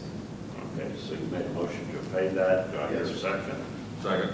Second by Commissioner Wilson. Any further discussion? All those in favor say aye. Aye. All opposed say nay. Motion carries unanimously 4-0. Item number 21, consider and authorize the county judge to sign a $4,620 quote for professional services with Park Civic to be paid from the elections contract service budget. Oh, there he is. Come on up here. Our new elections administrator. How are you doing, sir? All right, how are you? Good. You know what, I think, Say again? state your name and what's your Stephen position. Schmidt, Election Administrator. Okay, good. Yeah, this is some training, 3 days that they will come here, the Hart Intercivic people will come here to train me and my staff to make sure we're ready to go. We won't let them leave until we feel confident with the information they're presenting to us. Good. So this is something that we need to work on, voting machines and training. And programming, all of those things that, Stephanie Cooper trained me to be a very good assistant elections administrator, and there were some things that I just wasn't, as involved in as I'd like to be, so these folks should get me ready. Good. I got a couple of questions. Yes, sir. Now, you're on the hot seat now. Uh-huh.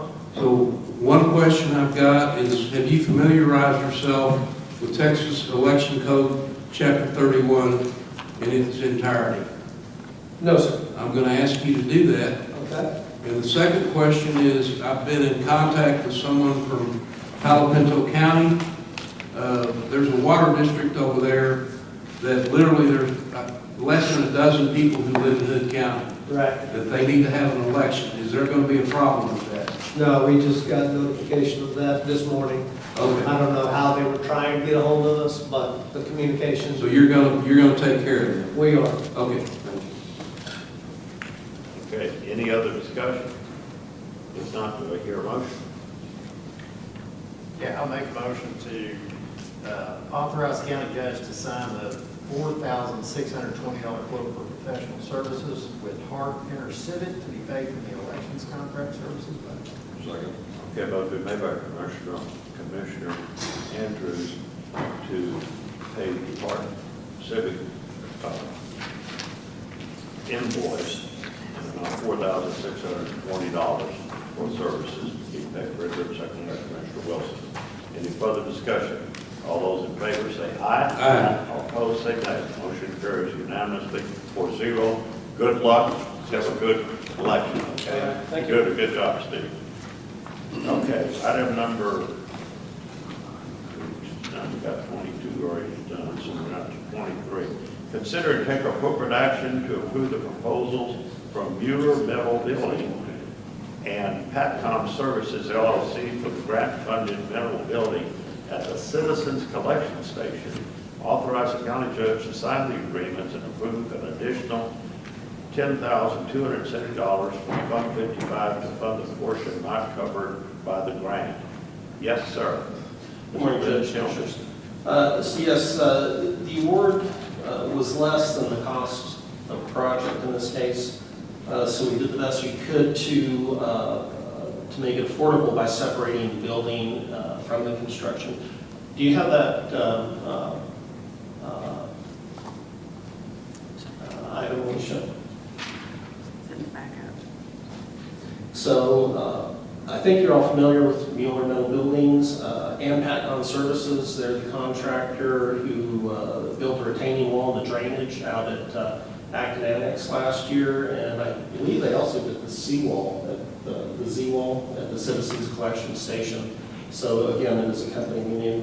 They're the lesser of the three bids that we went out for, and it. So like I said, the total cost at this point is $88,270.08. It has also been brought up by Commissioner Wilson to look into spray foam insulation. The quote 3A, 3B includes rolled insulation. The quote with spray foam would bring it up to $97,802.79. So it would be an additional about $9,500. So at this point, do we want to go 10,000 over the grant reimbursement, or do we want to increase that? So at this point, basically, your options are to approve the building and construction with the rolled insulation, or you can approve it with the spray foam upgrade, or approve the roll insulation delete, and then deal with the spray foam later. That building will be 1,000,000 degrees for the people in there working without some insulation, but you are going to have doors and stuff open. So this building is basically to facilitate some of the metal recycling and cardboard and those kind of things, a little more indoors, and then we'll be able to use the compactor there and actually get a whole lot more money for the metals that we're selling, recycling there with this all in place. And we've got the grant for the building. It came up a little bit short, but mostly these doors are going to be open. So I think that the rolled insulation will be fine, and then if we ever did need to, do something more with, if we had something in there that we needed to store, that we needed to protect from freezing or something like that, then we could insulate smaller areas on that. So My experiences with both rolled insulation and spray foam insulation, significant difference. Even if we have the building built with no insulation and then, possibly use capital funds to spray foam it, is a better approach in the long run, because the roll foam at some point is going to start to, shrink down and come down, even if it's secured. Because I've dealt with it in both ways, but the spray foam will make a significant difference in the temperature control in that environment. Even if the doors are open, it will make a big difference. So if we build the building without, any insulation at this point, and then figure out how to, spray foam it or whatever, but that would be, what I would suggest. I agree. I agree with Commissioner Wilson on that one.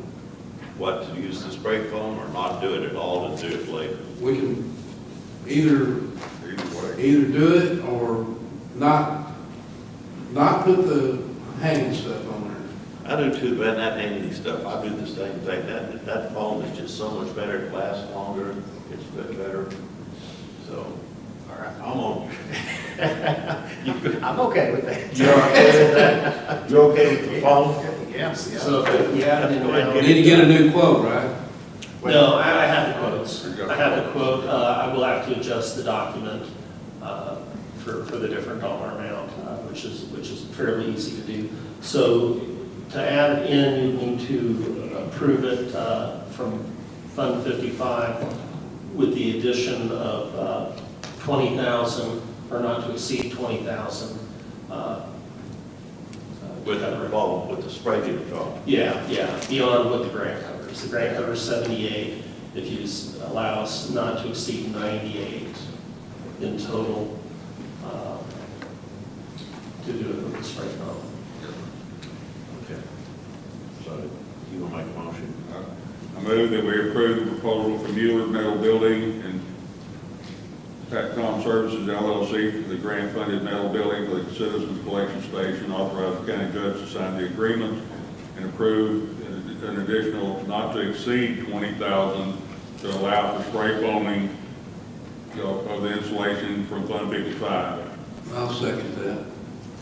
Okay, motion made by Commissioner Wilson to approve the proposal for Mueller Metal and Tatcom Services for the grant-funded metal building for Citizens Collection Service. Allow the county judge to sign the agreement and approve an additional sum of not to exceed $20,000 from Fund 55 to fund the portion not covered by the project. Second by Commissioner Eagle. Any further discussion? All those in favor say aye. Aye. All opposed say nay. Motion approved unanimously 4-0. Thank you. Okay. Number 24. Consider and take appropriate action to approve and authorize the county judge to sign a master agreement and addenda for documentation and authorize purchasing to use this agreement for future copier leases. Copier leases.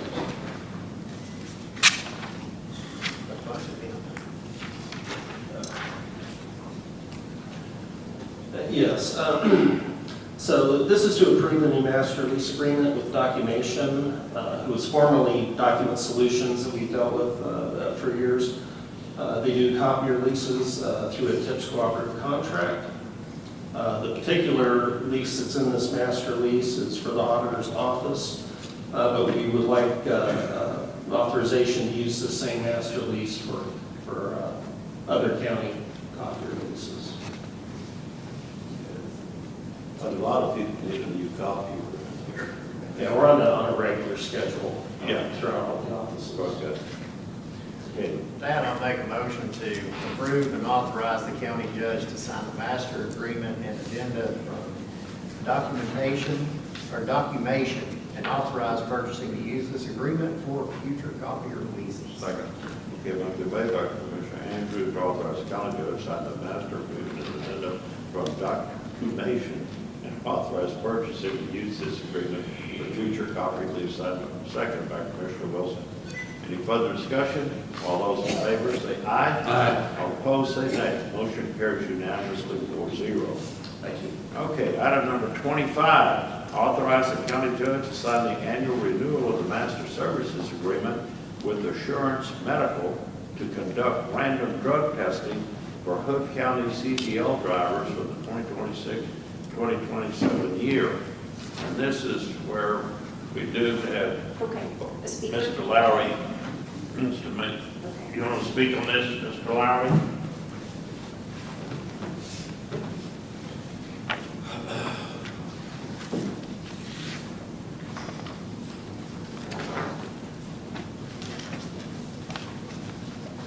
Thank you, Judge, Commissioners, appreciate it. I anticipate you'll strongly recommend this CDL random drug testing. They're driving our large trucks in and around a very busy, congested environment. And this is just a safety feature and it's best practices. I also recommend, I've not been able to determine whether our our law enforcement officers are under the same guidance and protocols of a random drug test. I highly recommend that if they are not today, that we include our sheriff's department in a random drug testing. It's best practices in law enforcement today, and they're doing a lot more as far as danger to risk to the county and to the citizens and to themselves by carrying a gun each and every day of their lives, facing very dangerous situations. So if they're not, I would include this, or I would encourage you to consider having a random drug testing for our deputies. Thank you. Okay, well, I don't think we can amend this to include officers today. I don't know. If there are already subject to drug testing? The sheriff's office handles all of that, so I can't really speak to how their process works exactly. Okay. So we can't do that today because. No, sir, this is just regarding Yeah. the contract that I handle. Okay. Well, everybody agrees that CBL drivers need to be drug tested.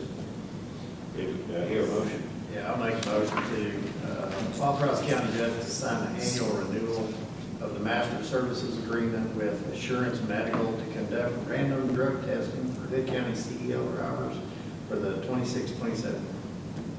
Second. Okay.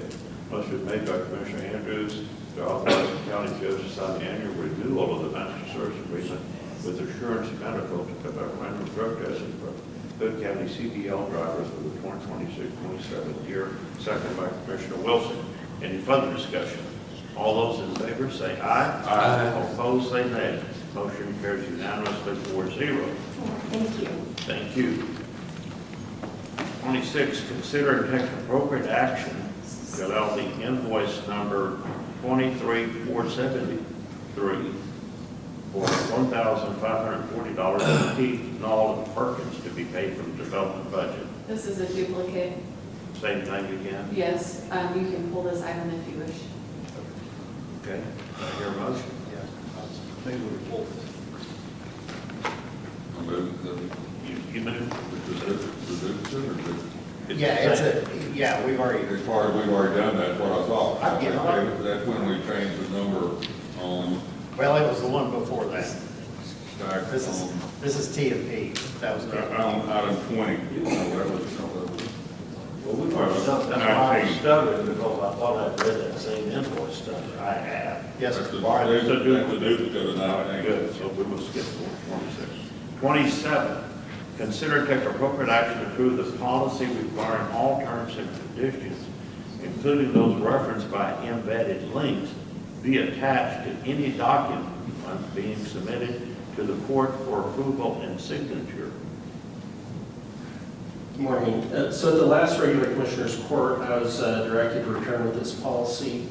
It reads, all contracts and agreements submitted to the Commissioners Court for approval and the county judge's signature must include all applicable contract terms and conditions. Such terms and conditions shall be attached to the contract and included in the official contract record at the time the item is presented to the court. It's the responsibility of the department head or elected official submitting the contract to ensure that any embedded links referencing contract terms or conditions are fully downloaded and attached to the contract. Contracts will not be accepted for signature if they contain links to terms and conditions without the complete text of those linked documents attached. Well, those 9 or 10 agreements that we had up there, that was only about 2,000 odd pages. You couldn't do that for that, so it's got to be some modification, like we couldn't attach all of that to the court's documents and submit it. So I don't know how we get around that. Well, we can. I think it's a good policy to have it, but you got to use a little judgment if it's so voluminous that it becomes impractical. Do y'all agree with that or not? Well, I think it, Judge, I think this goes directly to references over to a website where and it's just like auditor just talked about, this bond issue is a living item until it's nailed on August the 11th. we've had issues with outside vendors where they incorporate by reference a link to a website, and I think that kind of link does need to be included. If the documents that are the voluminous documents that go, like drawings and all that with the stuff we just did for the roads, that's different than hyperlinks to a website. I mean, you agree with that, right? How many pages are normally, is it always within 10 pages or something on the website? It can vary. Sometimes it's 10, sometimes it's much larger than that. It just varies. Sometimes the embedded ones also then reference more embedded ones. So you just never know until you get in there and print them out. I usually try to print them out because one of the problems is that the company will go in and change them over time. That's So all the you're ever point. seeing is the most recent one. And I think the idea is to at least have in the county's possession what they were at the time that the contract was signed. Not attaching them. I don't care, it's that's, going you know, but in the legal term, that's one of the things you always use when the other side has to say, that you make a motion with the judge that they're asking for such voluminous documents to make it impractical, but Is there a policy that we have to have a piece of paper, or can this be digitized? Can we digitally store the terms of the contract? We can do that. That'd make it much easier. Well, there you go, you can put it on a thumb drive. But that's the only way that you're gonna nail down what that policy, if they're out there, if they're incorporating by reference a link to a website, it's gonna change over time. And we're not gonna, it's gonna, 2 years down the road, if there becomes a conflict, we're not gonna know what was agreed to 2 years ago. So a thumb drive would be, they can put in everything. And the other thing is, don't do business with them. Find somebody else. If they want to refer us to all that crap. And it could be provided to the court electronically and to the county clerk electronically for filing, rather than have it all printed out and in the judge's. I don't have a problem with that. Yeah, either that's thumb drive, they can they gotta give a thumb drive, with all of that. well, I like looking at it if it's not too voluminous, but I mean, good God, those, like I said, it's been 2,000 pages. Yeah, and then whenever that's referencing TIPS contract and Yeah. all that other stuff, then yeah, you do end up where you're cascading into 10 different things, but if we have a digital link of that, then, Yeah. you don't have to reference that. So, do we need to amend the policy to say? Yeah, I would make that motion when you're ready. I'm ready. Okay, I'm gonna move to approve the policy requiring that all terms and conditions, including those referenced by embedded links, be attached to any document, via thumb drive or other reasonable means, being submitted to the court for approval and signature. Second. Did you get that? Yep. It's like we have, except you're adding that, after embedded links be attached by thumb drive if they're so voluminous. Or Right. just electronically? Can we use Electronically, that instead of thumb yeah, drive? electronically, I like that. Okay, you have that, Alicia? I got it. Okay, made by Commissioner Eagle and second by Commissioner Wilson. Any further discussion? All those in favor say aye. Aye. All opposed say nay. Motion carries unanimously, 0. Thank you. Okay. Number 28, discuss and take appropriate action without the county judge to sign the I-Falls memorandum of agreement with the emergency management deal. Ms. Margaret Campbell Kendrick. Yes, ma'am. What do you got? We have the new memorandum of agreement with FEMA for our IPAWS alerting. This was originally signed June of 2021. That was back when we still used Code Red for our alerting We're now moved to Everbridge, so we need to update it. It's time to update it anyways, so we just need to go ahead and get it approved so that we're not deficient, they don't pull our access.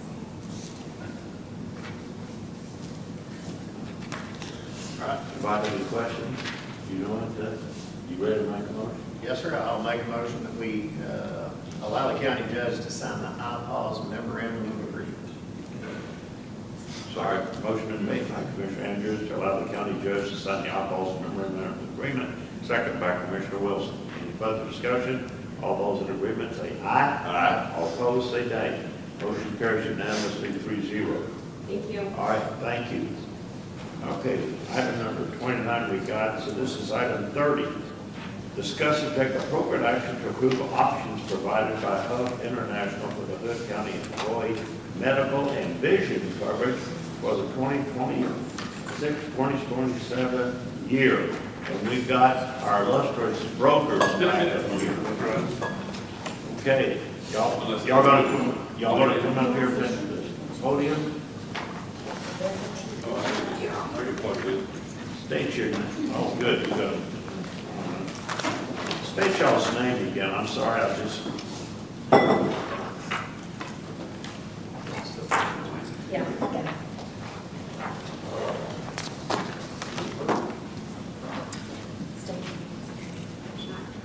Brian Stallings, Hub International.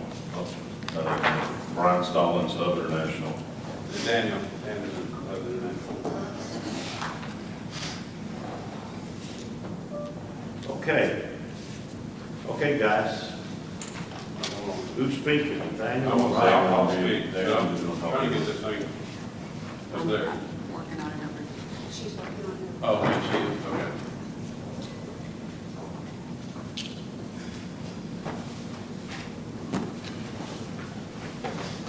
I plugged in right up here. Yeah, I just gotta get it. So I think you are. I'm sure this is the most exciting agenda item of the day. Well, There you go. when you look at what the insurance company paid out compared to premiums that we paid in, this is why we had to do the Tory amendment. Correct. Absolutely. So, here. So what? All right, so to get started, we go through this every year, right? We go out to market, we look at everybody that's got a heartbeat, trying to find solutions for the county. We'll run through the claims information after this, because y'all've already seen it, I know, but just so everybody can see how we ran. And you can see where our quotes that we've done on the left side is Aetna, Blue Cross Blue Shield, and nonstop. You can see on the right side, all the carriers that declined to quote, okay? And they declined to quote based on the data that you're receiving, okay? And you'll see the claims you paid in, like you just mentioned, versus what they paid out. We've surprised everybody that have to go ice their arms from using the card so much, they're swiping it a lot. So, you know what I mean? It's being used, right? The insurance is being used. So, we'll flip down here to claims information, and y'all can see, this is with Aetna, since you've been with Aetna. You can see right here on this, the premium, that's paid in per month, $192,000, $195,000, and so forth per month. You can see the total amount of claims paid per month, including medical and pharmacy, so 400, 370, 440. Anyway, you can see the total down here, 1.1 million in premium, paid out 2.76 million in claims, okay? So, to be honest, insurance is, we're using it, that's what it's there for, right? So it's taking care of a lot of stuff. We have had a pretty rough year claims-wise. Luckily, on top of that, we had a rate cap with Aetna, which is helping us out in that standpoint. And the actual nonstop renewal, which we're going to show, is helping us as well offset a good bit of the dollars. Okay?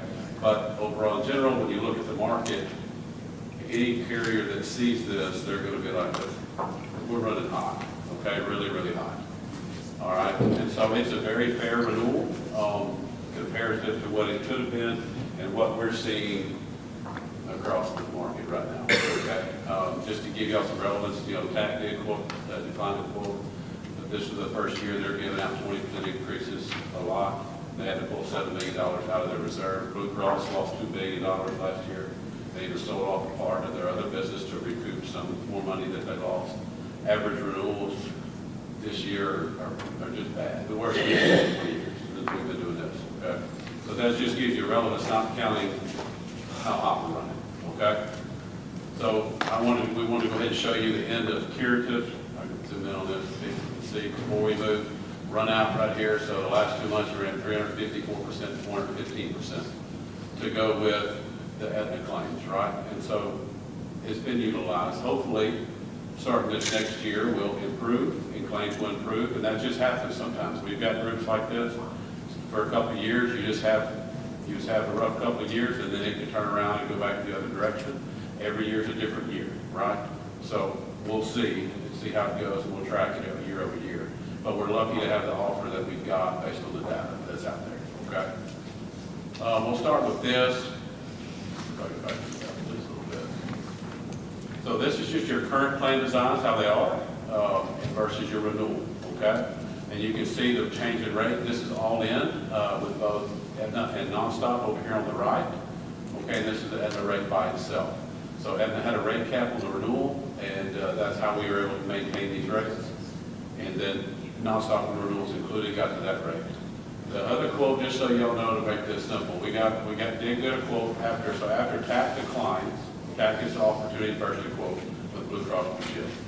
Once TAC declines, then we go to Blue Cross Direct, and then Blue Cross Direct will generate a quote, okay?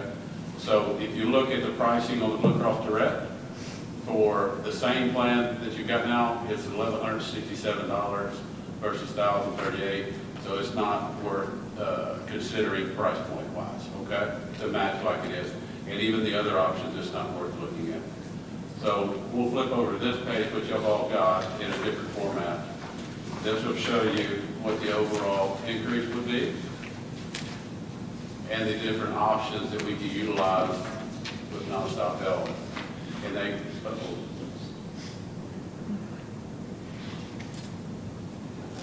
just shut up. My computer didn't. But It says it's connected. You may have to wiggle. there we go. Okay. Maybe I just moved it just a little bit. All right. So if you look here, you see your current plan, renewal plan, and then the renewal plan as is this first column here. You can see 1,038.03 and so forth down in the family tiers. And overall, that's a 33.57%. That's to keep the zero deductible, zero out-of-pocket PPO access exactly like you have right now. These other options are to add what we call a little skin in the game, but they're back-end exposure. So what we mean by that is the card is front-loaded still, and on option one, it would be $1,000 at the back end once everybody's run through that amount of money. Option two would be $2,000. Option three would be $3,000 and $4,000 and so forth. And you can see the price reduction as we speak on this right here. So these ultimately, the way we stand, are the best options based on the data and renewal. I can tell you that we've got some other groups that are running not near as bad as y'all that didn't end up with a 33.5, and luckily the rate cap and Nonstop renewal offset that a good bit. We've seen some 99s this year, 99%. Haven't seen that before. In larger groups, not just small groups, but in the larger market. So the question is going to come down to is what combination, or if you want to keep it a single option, if you want to have it just like you've got it, there's the price point. You want to add some back-end exposure, which could possibly slow down a little bit of claims. I will say over the last couple of months, we do have a reserve building up a little bit in the Nonstop Health, okay, which shows a little slowing of utilization over the last 2 months, okay, whereas before we've been running in the negative, they've been fronting money the whole time, okay. So the last 2 months, we have built up a little bit of reserve on knock on wood and say hopefully that's a better trend, okay, because there is like $47,000 sitting there that we didn't have when we were negative, like $13,000, okay. And so how that works with Nonstop, just in general, if it keeps running well, we have money left over, we'll have a chance to roll that money over into the upcoming year. But right now, there's not enough to consider at this point, okay? So before I move on to anything else, does anybody have any questions about any of that I just went over? It's a lot of information for just medical, but we can talk about anything you want to talk about. Right. Okay, Yes, sir. what you just said there about the rollover, if that does Yes, sir. happen, then that just rolls directly into this and is basically right. a reduction in the premium. It'll be deduction for the next year. Yes, sir. Yes, sir. I just wouldn't, we can't count it yet because we don't know how the next few months look like, right? And so once we know, then we can look at it then. Okay. Any other questions? Brian, do you have anything you want to add? Just based on the data and what we're seeing, I think that the back-end exposure is definitely something worth considering. Just because they can have skin in, and employees can have skin in the game, and then they're not spending just at will, if you will. They'll have to kind of consider, hey, I don't have so much on my card, I'll have so much responsibility if I use all of it at the back end. And either way, it's still a great option. I mean, either 1,000 or 2,000 out of pocket for an employee is still a really, really rich benefit. Yeah, this is as good a benefit as anybody has, anywhere. I know there's not a lot of difference in premium drastically change, but it does have a tendency to change an employee's way of thinking when it comes to that. Good. Yeah, you got to think about it. So all the claims that are going on nonstop, you're not seeing those claims on here, right? Because they're getting paid out over here. Another, averaging like $90,000 a month in nonstop claims on top of the claims that you're seeing on this sheet. So those particular claims would all be underneath that if nonstop wasn't involved. So those claims like utilization would be higher. The thought process, if there's a small back-end charge, that people would probably budget a little bit, unless for big stuff it doesn't matter, right? But for smaller things, it was okay, I've got X amount of dollars, I'm gonna use that, but I know I've got that price point between there and the benefit that may slow down some of those claims getting that done.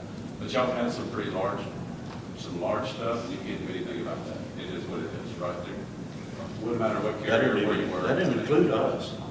That didn't even, some of us up here have had some significant surgery since April, May, yeah. You're right. I'm saying that same thing about that. And work every penny I buy that. It is. A fantastic benefit plan, but there's a bunch of counties on the same similar plan. Y'all actually have some counties that don't have nonstop, even got some worse rules than y'all have, with less claims. So you're actually, it doesn't look like it, but you're sitting in a pretty fair position compared to some of the other things going on with that. And something else, not to make you feel, I mean, this, I probably should keep this to myself, but I say things sometimes I shouldn't say. But in the 18 years I've been in this business, I would say y'all broke the record on the amount of claims I've seen in a year versus how much premium I pay. Is that a record of most claims? Yes, compared to your premium, absolutely. Where are we, about 250, 260%? Yeah, something like that. It's a lot. But, again, that's neither here nor there. I'm just, when I seen that and I was like, oh, they're about to decline them, they're gonna drop them. That's my first thought is like, oh, I hope they keep them, and they did, so. And you can see the We market. got to have some kind of deductible on this thing. You just A little bit. got to get A little bit people on put that. some skin in the game. That's So right. just, like you said, like that. A little bit on the back end will help. Nonstop will continually help the renewal because it's a price and they're running about where they want it to run. So that portion of the premium probably won't change very much. It could even go down next year. And so the overall renewal, even though the insurance carrier may go up, it can offset some of those increases overall percentage-wise. That's basically what's happening here. Okay, well, with that piece of information, it's not more people using the insurance, it's bigger claims from those that are using it. Yes, but it's both in this case. Okay. Yeah, this particular year, it's all encompassing. And normally, yes, you're right, 10% of the population, that's where it is in a normal year.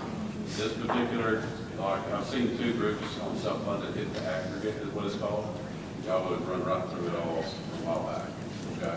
And so, but that doesn't mean it's gonna be like that next year. I'll give you an example, Hill County, 10 years ago when we had, before we right as we got their claims were awful. Didn't really have anything to do, they were on an HMO navigating old school, like very small network, trying to control costs, very selective, primary care only. And we've taken them over 10 years back to a plan like this, and their claims are fine. It doesn't necessarily have to, it's just the timing and what people got going on a lot of times that you can't control some. right? And hopefully that trend starts up out. Hopefully people got all their stuff taken care of that need to be taken care of all at one time. I mean, That was our hope last year. yeah, they was like, hey, we might lose this, let's get it all done. So anyway, but it could turn, definitely go the other direction, okay? And in the market, health insurance market, I would say, what, 2 years ago, we would quote 7 carriers. As of yesterday, it's 25. Okay, now there's all kind of stuff. I mean, we quoted a group, carrier named Greyhound. I mean, and there's one called Sidecar.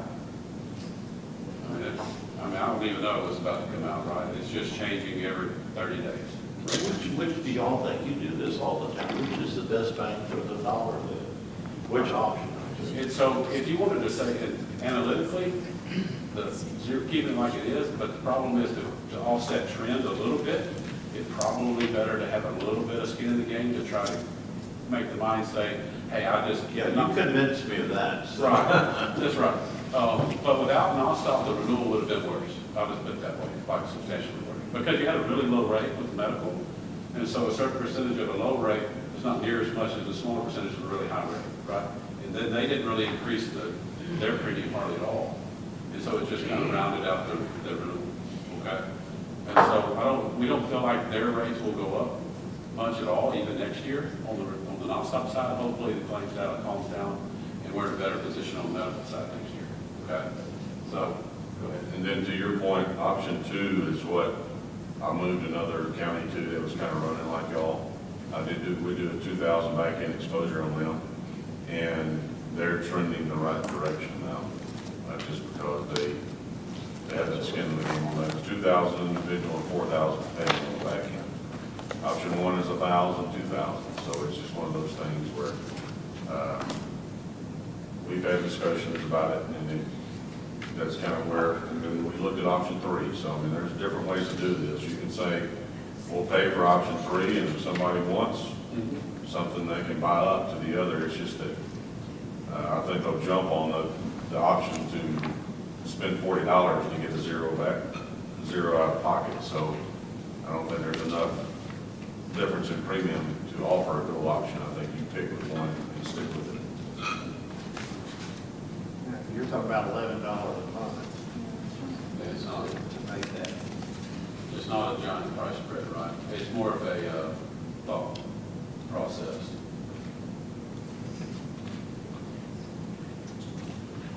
And it's still a really, really rich plan no matter what.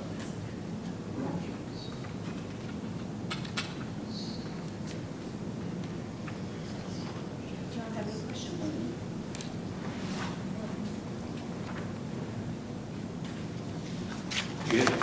You got an analytical mind, you have something you want to share with all of us, Ms. Treasurer? I do want to let the court know that I did visit with the auditor last night, and she has included any one of these plans in the current budget that she's working on. I think she and I discussed 3 and 4 might be a little bit easier on the budget than option 1 or 2, but that will be included in the budget that gets posted on Friday. Yeah.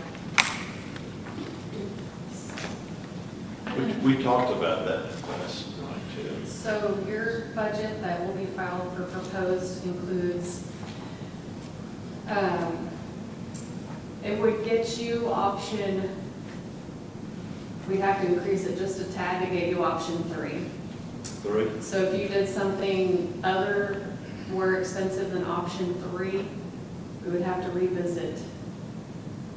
That's a 30% increase. It's up to the court, but that's. I think I'm good with option 3.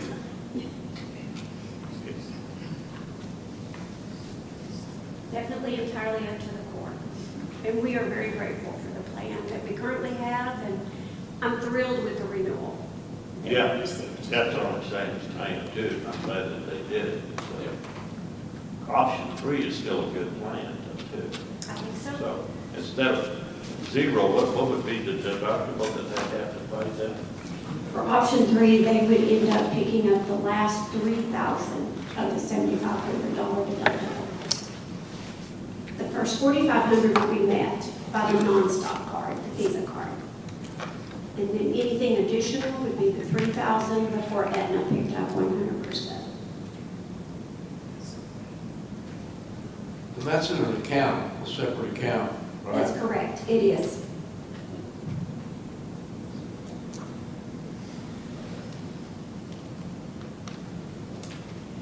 I'm not against option 4 either. I'm not against I'm option not 4 against either. it, but it's, three. I think, in my opinion, it's either 3 or 4. Yeah.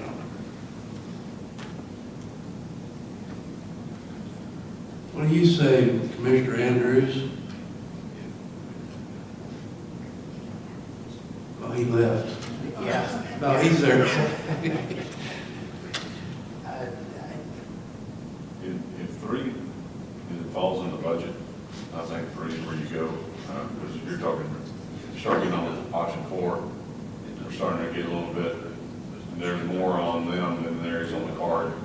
So option 3 is where I'll lean to, based on the numbers and what we're looking, especially at budget. I think that's kind of, 3 is kind of where I was looking at. Okay, do I hear a motion? Yes, I move that we approve the option 3 as provided by Hub International for Hood County employee medical and vision coverage for the 2026-2027 year. I'll second. Okay, motion been made by Commissioner Wilson to approve option 3 as provided by Hub International for Hood County employee and vision coverage for the year 2026, 2027. Seconded by Commissioner Eagle. Any further discussion? This actually doesn't include the vision.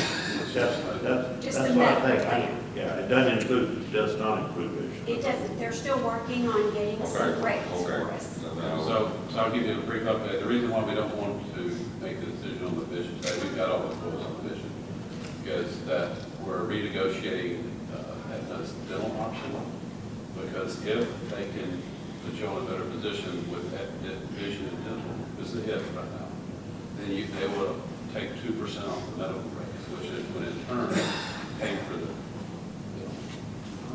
Okay? So I don't want to say that's for sure. That's 2.5% actually, 2.5% off the medical rates, which would be a pretty large reduction on top of what we're showing you here, so we reduce that a decent amount. So if, and we should know in the next 48 hours, that answer, maybe even this afternoon. But if they do, and it's competitive and it looks like it's a good option, then we'll get that to you immediately, okay? And if we can save 2.5%, that's a lot of money. Okay? So to amend it, just Also in my motion to remove the discussion about vision. about vision. Second again, Okay, second. as amended. By Commissioner Eagle, as amended. Any further discussion? All those in agreement say aye. Aye. All opposed say nay. Motion carries unanimously 4-0. Gentlemen, thank y'all. Yes, sir. Y'all do a good job. How many counties do y'all represent? So we're on that 15 now. 15? Just us two, just us. Work. I think you do a good job. Thank you. Thank you. We've had some for, Okay. 18 years. 18 years. Yes, sir. Good. And y'all been friends for all your lives. We have. We have. We're Rutledge, do you remember that? Okay. Item number 31, discuss sub-regional planning commission, SPRC, under Texas Local Government Code, section 391, including discussion regarding any surrounding counties who may have an interest in forming or creating such commission, and take any action the court deems necessary. Mr. Eagle. So this is just a what-if item. We are already have approved working with Somerville on 391 commission. We're going to meet, having a original meeting tomorrow, kind of an organizational meeting, but I have been in some preliminary discussions with Parker County, who is also talking to Palo Pinto County. And so I put this on the agenda to see if the court would have objections to pursuing other counties that abut this county with a potential 391 commission. So anybody have any thoughts on that? This whole thing is still just incredibly murky to me.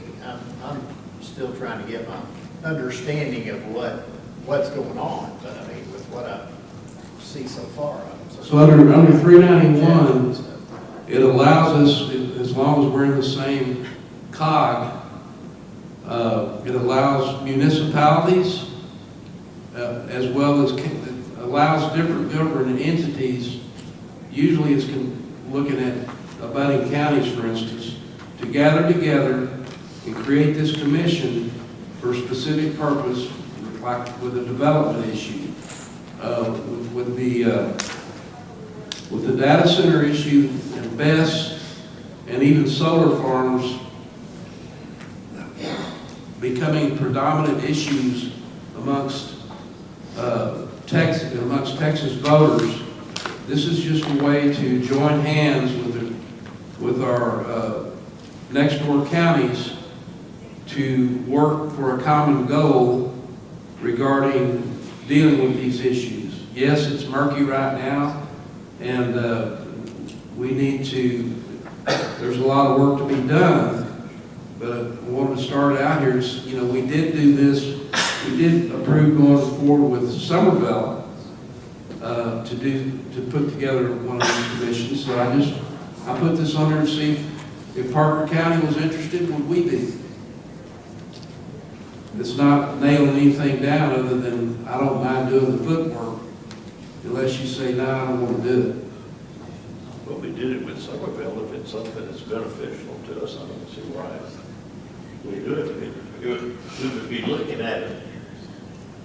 Every project, it wouldn't necessarily, if some county did something weird, we wouldn't have to go along with it.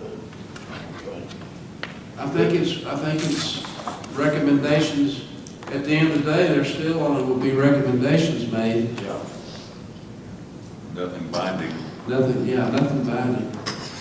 That was just the problem in kicking tires and seeing the options. Yeah. I think that's a good job for you, Commissioner Eagle. Yeah, thanks a lot, Judge. I'm glad I stuck my nose out there. Yeah. Is that what you're saying? All right. Well, I really don't even think that a motion needs to be made. I can just, I'll just let you know what I've been doing. Perfect. Okay. All right, great. This brings us into 32, the number I was looking for. Discuss and take appropriate action to approve the appointment of the election judges and polling locations for a one-year term. I guess everybody has seen those. Alicia, can you pull them up on the deal so everybody can see them? Yeah, Judge, and this is 100% ministerial from the Commissioners Court because this is set up by the parties. Yeah. For who they're. That's what I'm saying. judging and stuff would be, so. Greg Harold's not here, I don't see Adrian Martin here, but y'all all work together with them. I'm sure that's how they got it anyway. Yes. So, yeah, it's just more or less reading into the record who these people would be. Is this what you wanted? Yeah. Yes. The attachment, go to the next page.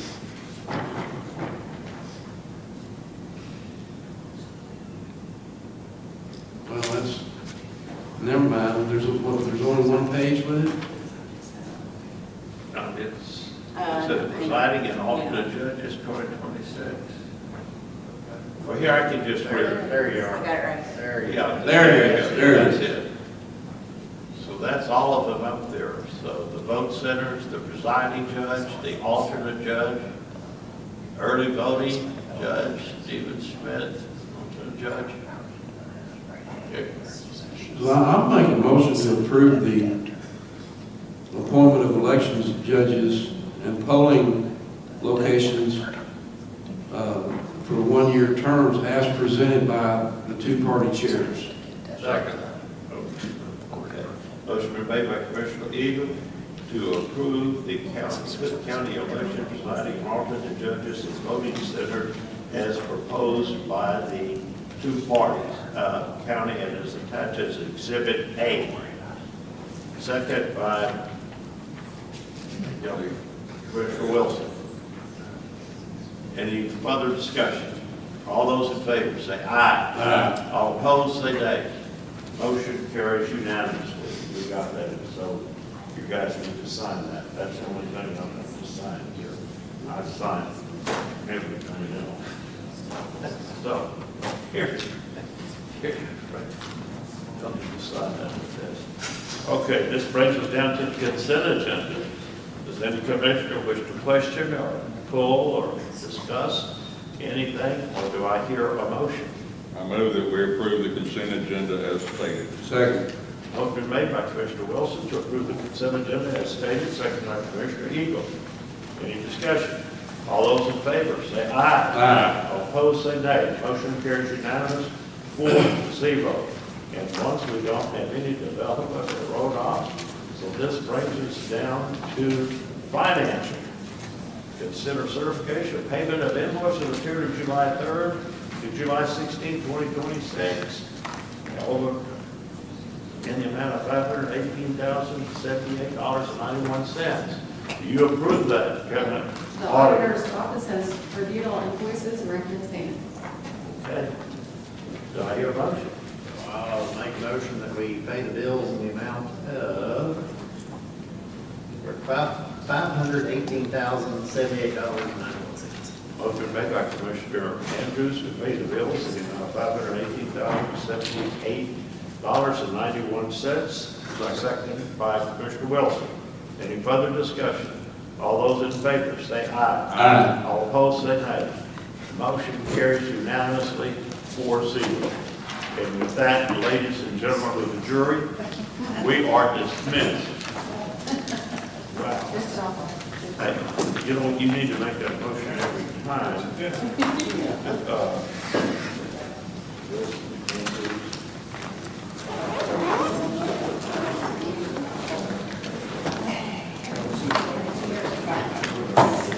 You got that other thing?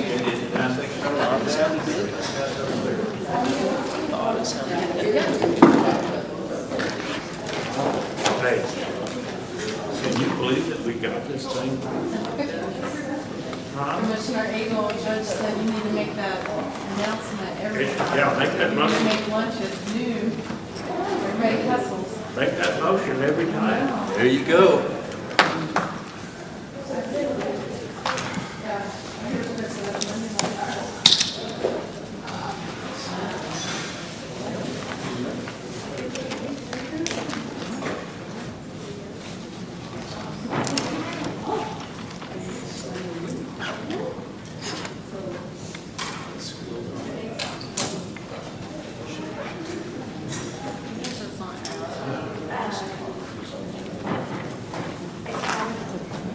Well, we're really out of here before noon.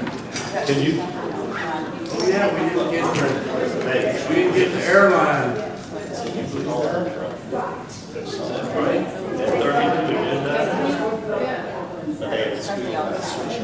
We got, I thought we were going to be here. I thought we were.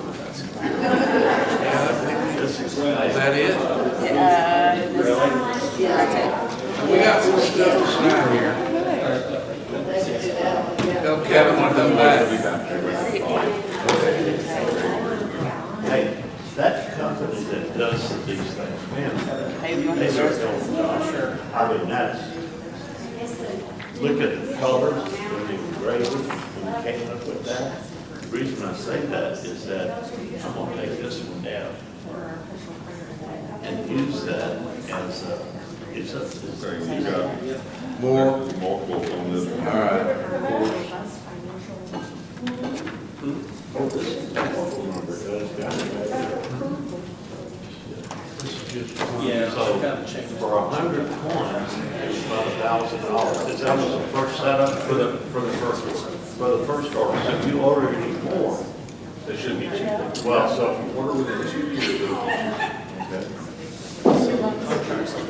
I thought you took off No, okay. That's left, yeah, that just, and business will take care of it. I was like, that was big. Sure. Boulder. You know, All right, that one's got 3, these are 1 each. Thank you, sir. All right. do something or something.